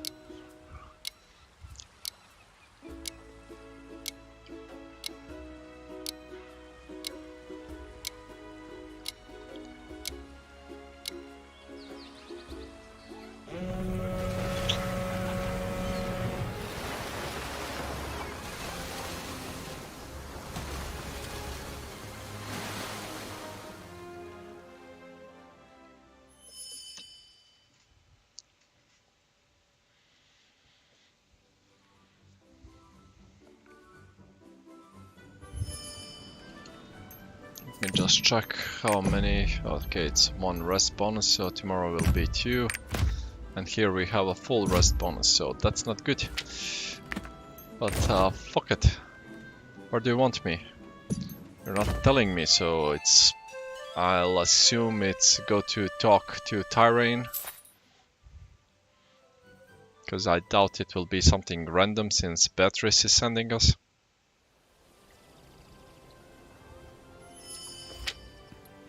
Remember to activate your triport. Oh, it's not it's not Tyrain. We are going to the library.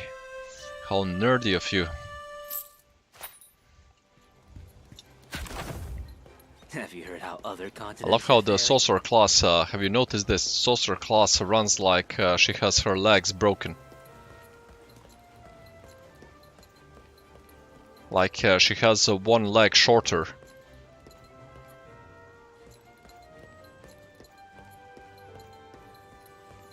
This is the Termia library. Please keep it down. Especially with the arms flopping left and right feels weird.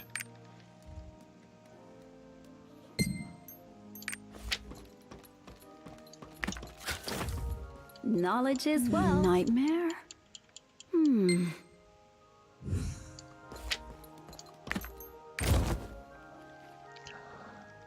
Can you just show me where to go, not a random place?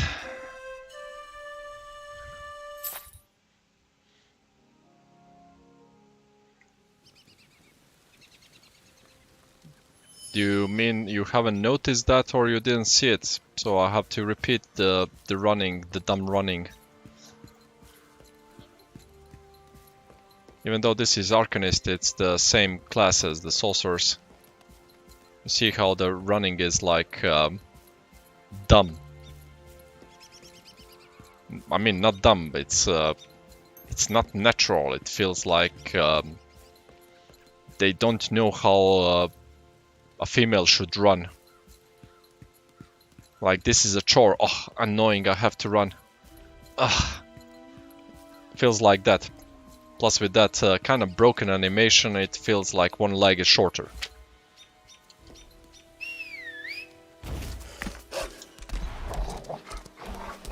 Oh my god, what? I thought there was a... My bad, I thought there was a moment here.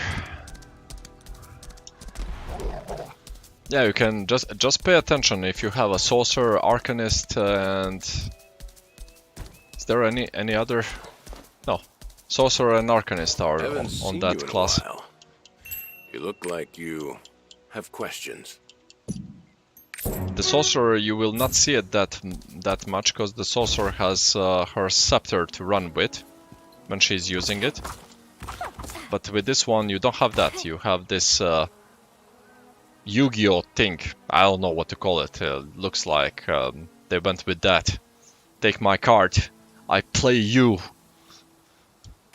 So there is no like weapon animation afterwards. So she goes in basically having the weapon holstered the whole time. Because she's just drawing cards. But the Sorcerer has the stuff running, so the running isn't that weird. But once she holsters the stuff behind, she becomes this. She becomes like, why? It's hard, I can't do it. Let's do at least one, so we don't have the full stack. And yes, I know I said I will swap to the Glavier for the Fermate to check it out, but as we are calling it a night, I have to do something right away. And this is the only map that you can see that she's on the left side while my teammate is blind. Come on, you're dropping on me, there is no one there and I don't have a cooldown for that for some reason. Is he really checking? What the hell?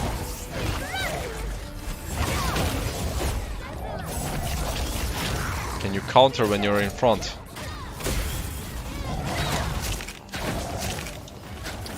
I hope you're not one of those players like the many here that when you're in front you are scared to counter.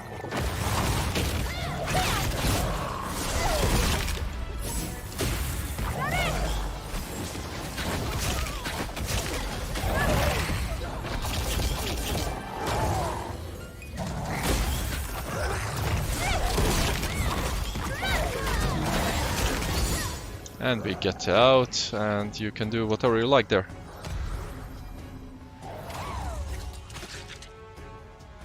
Okay, we're gonna check that out, because I do have the Bifrost there.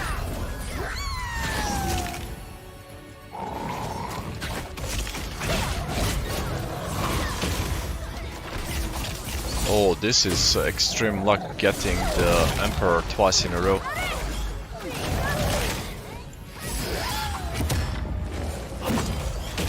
And I fucked myself while doing the damage reduction. I used the ulti.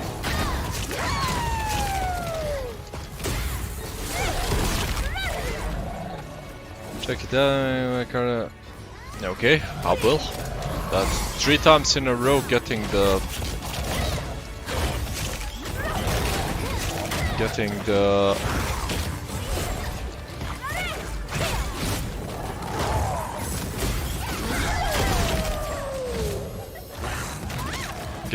Emperor card. That's kinda neat.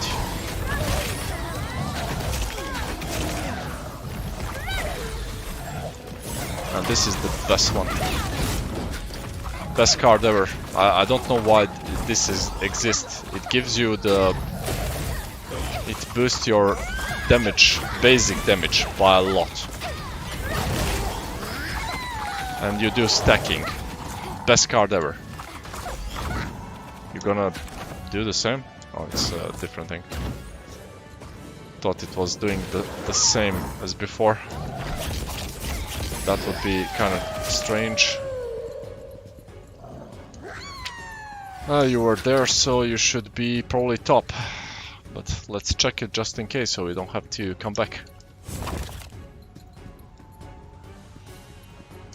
This class also requires spirit absorption.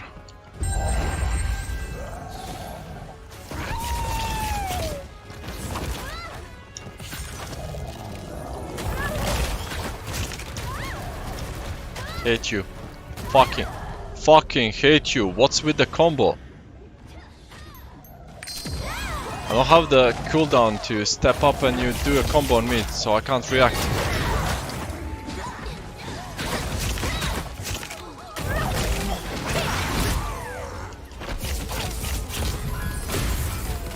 By the way, the Arcanist has the best counter, because the counter lasts on all shots.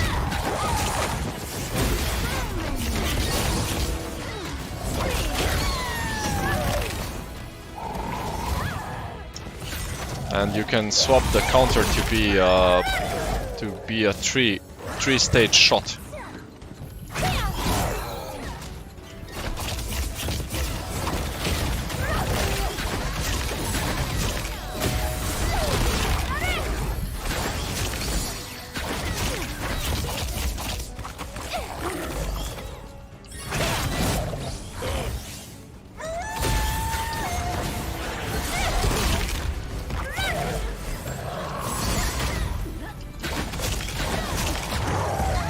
If I could have this luck of having these many emperors non-stop, this would be my favorite thing to do. I would spam this class every single day. And by spam I mean I would play it more often, not just as an alt. Fuck, I already used it. Couldn't counter either case. Problem with this is my counter also deals the most damage when 4 stacked. What the fuck is wrong with you? Why you hate me so much with the combos?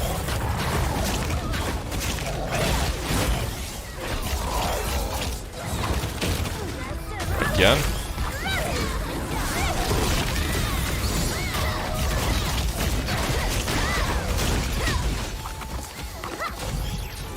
Never seen this doing twice the same combo of the stagger check.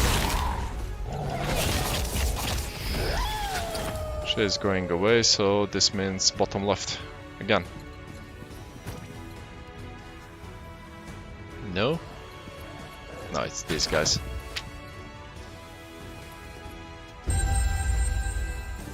Should be bottom left. You return on the same. Like default, and everything is on flames here.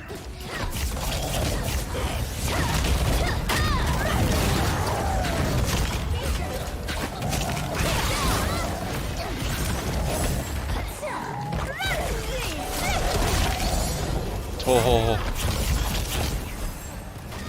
I think that I already went with above 10 times using the Emperor card.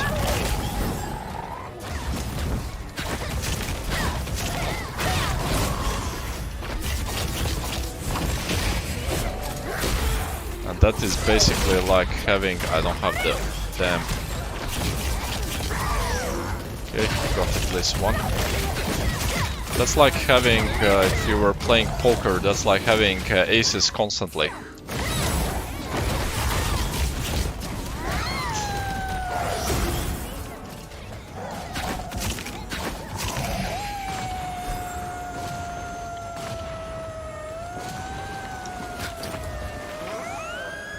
You can also evade this by using the spacebar into them because it gives you CC immune or crowd control.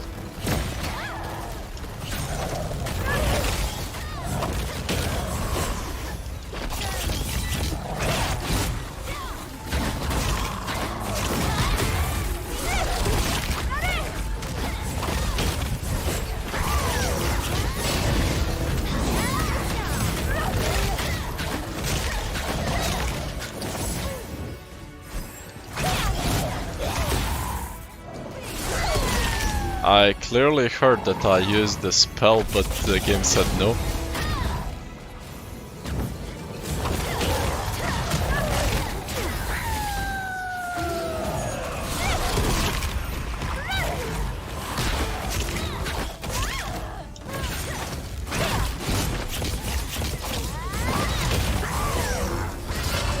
Let's go with this.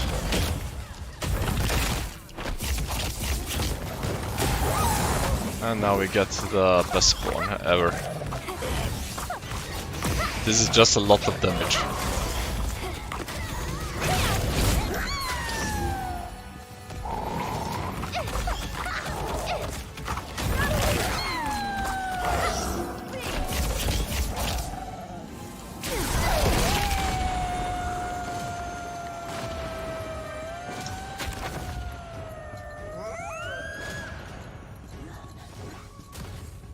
As you can see, I got the immunity there.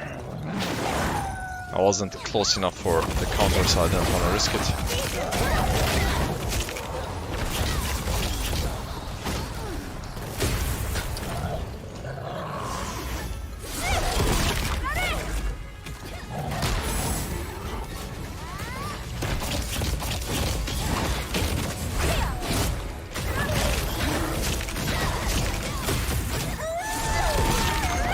You're supposed to die, cause we are not breaking anything, so you are low.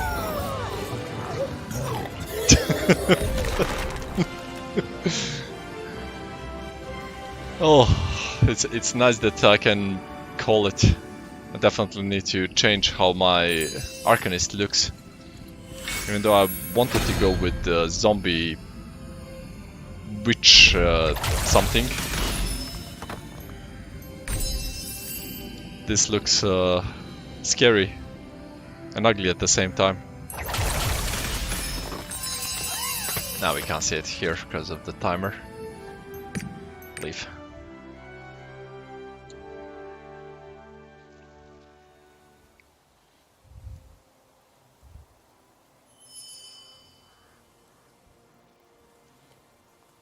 She kinda looks cute, but I made a monster out of her. On the side, on the side, on the side, slightly turn. So we're gonna have to swap that a bit. And now let's oh wait. Let's see what we got. We don't need that. And this one is Fortitude and Keen Blunt. Well, I would like the specialization because that's amazing on me, but the rest is garbage, so I can't use that. Okay, let's go back and let's check the fermata. I hope you're right, mate, because that would be kind of easy. Then I just leave the Bifrost there, and each week I drop in for the cards. Unless the cards are extremely expensive, then it's not worth it. As I want to unlock the ashtray boat, and it requires 300k of pirate coins. Yeah, we didn't do the Una tasks. And Shadow Market. Not Shady Cliff, Shadow Market. Okay, Cradle of the Sea.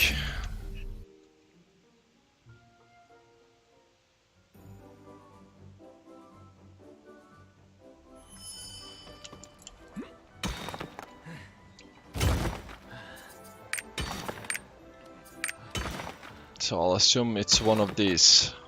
Lottie here, lucky card. And this Billy is selling ability stones. Oh yeah, you're right, I totally forgot about this. It's Fermata and Peto. Peto also has something, if I recall.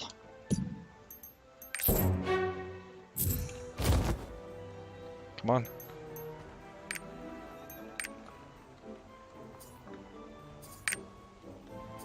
Yeah, lucky card also.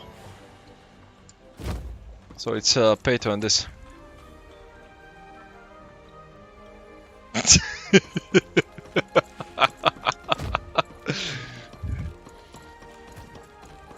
And you're supposed to be the man of the house and deal with the bugs.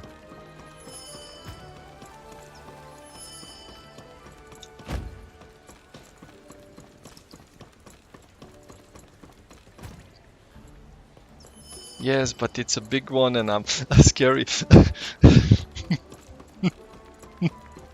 I'm only the berserker in the game. I'm not the berserker in real life. I couldn't do the backstab on it.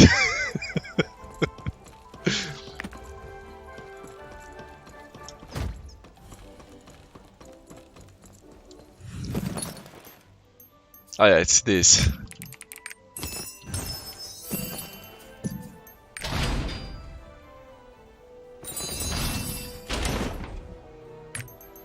Yeah, remember this. They're good. They're actually good. It's 14k for 7 books and a chance for legendary.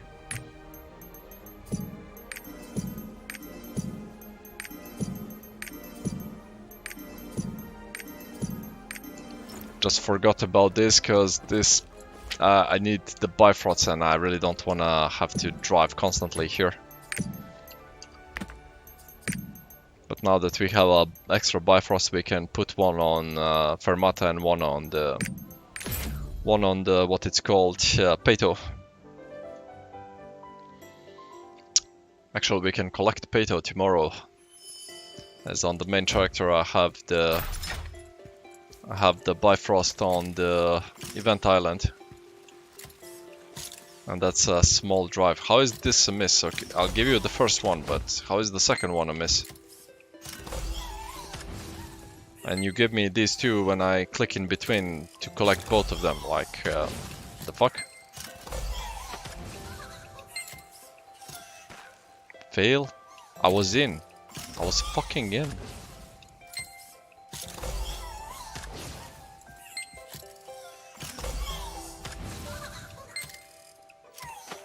I see you there, but I can't click on you. Does this count? It counts, nice. Thank you for reminding me of the cards on the ships.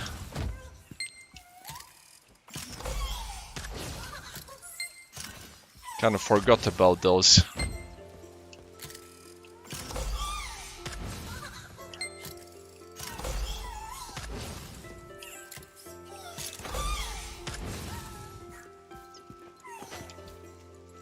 Those can be nice actually. So it's 14k, no, it's 28k each week, and I cannot regain that amount by doing the stronghold ships. So it's not that great in the big picture, and it will slow me down for if I want to go for the ashtray. So might not be great, at least for now. Because ashtray requires 300k pirate coins to go for it.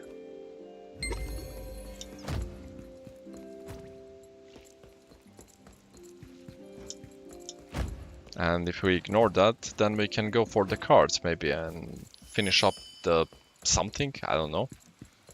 But I required then I would have to play Chaos Infinite. Because do we get any of these? Nope. Because of this, card experience drops in the Chaos Dungeon. So I would have to play Chaos Infinite to gain as many cards that give card experience, because I do this. As many of these books, if you, as you can see, if you awake them, you get the bonus, which is miserable, but it adds up.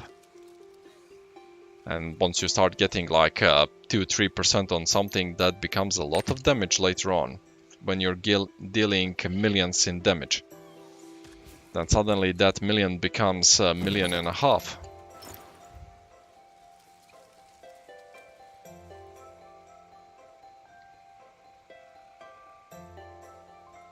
You probably didn't spend them a lot. I was spending them buying the extra honing materials on the ships that you have in front of the docks. And for tomorrow, I'm not sure if I'm gonna stream tomorrow. It will depend on when we are going to have the basketball training. If it's after lunch, then I might not stream. I will hop in to do the dailies and exit, which will just be the Una tasks and the Chaos Dungeon. But if I come to stream, I will play the Arcanist to finish up the quests. The same shit that I did with Glavier. As we have nothing to do until the reset. We have that. And maybe the last 2 days I can play Deadeye, because I'm not sure if it's still there. But there is a hidden skill point. I mean, hidden skill points if you have a male and a female character, and you do the quest in what's the island called just above, the Fomona Island. But you need to do it with the female character first, then you come here with a male one, and you finish the quest that he has, and then you get hidden skill points. Not sure if that works still, or if they fixed it and removed it totally for everybody, but that was like the hidden stuff that they kind of barely found in Korea, and that happened like 3 or 4 months ago. Because no one thought that that island had different quest lines if you come with a male or a female character. Well, we're gonna find out soon, because I have a Deadeye and I almost finished up the East Lutera. So then I will go for there. So that might be the next few days. If it's there, then that's good news for everybody. If it's still there. If it's not there, then you basically get some roster experience, because it's a purple quest line. And that would be it. Who knows? Either case, I'm gonna call it a night. Thank you for being here, mate.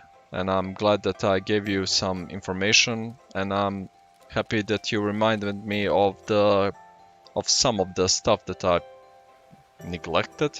I'll go with that.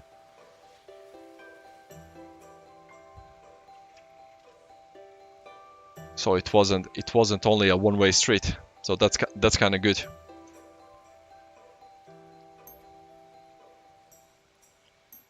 See ya, mate. Take care. And for the rest, I'll call it a night, and I'll see you probably the next day. I'm not sure about tomorrow, but we'll see.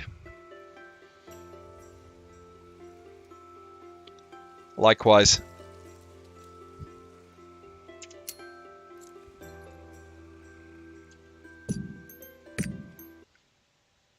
Take care, boys. I'm off.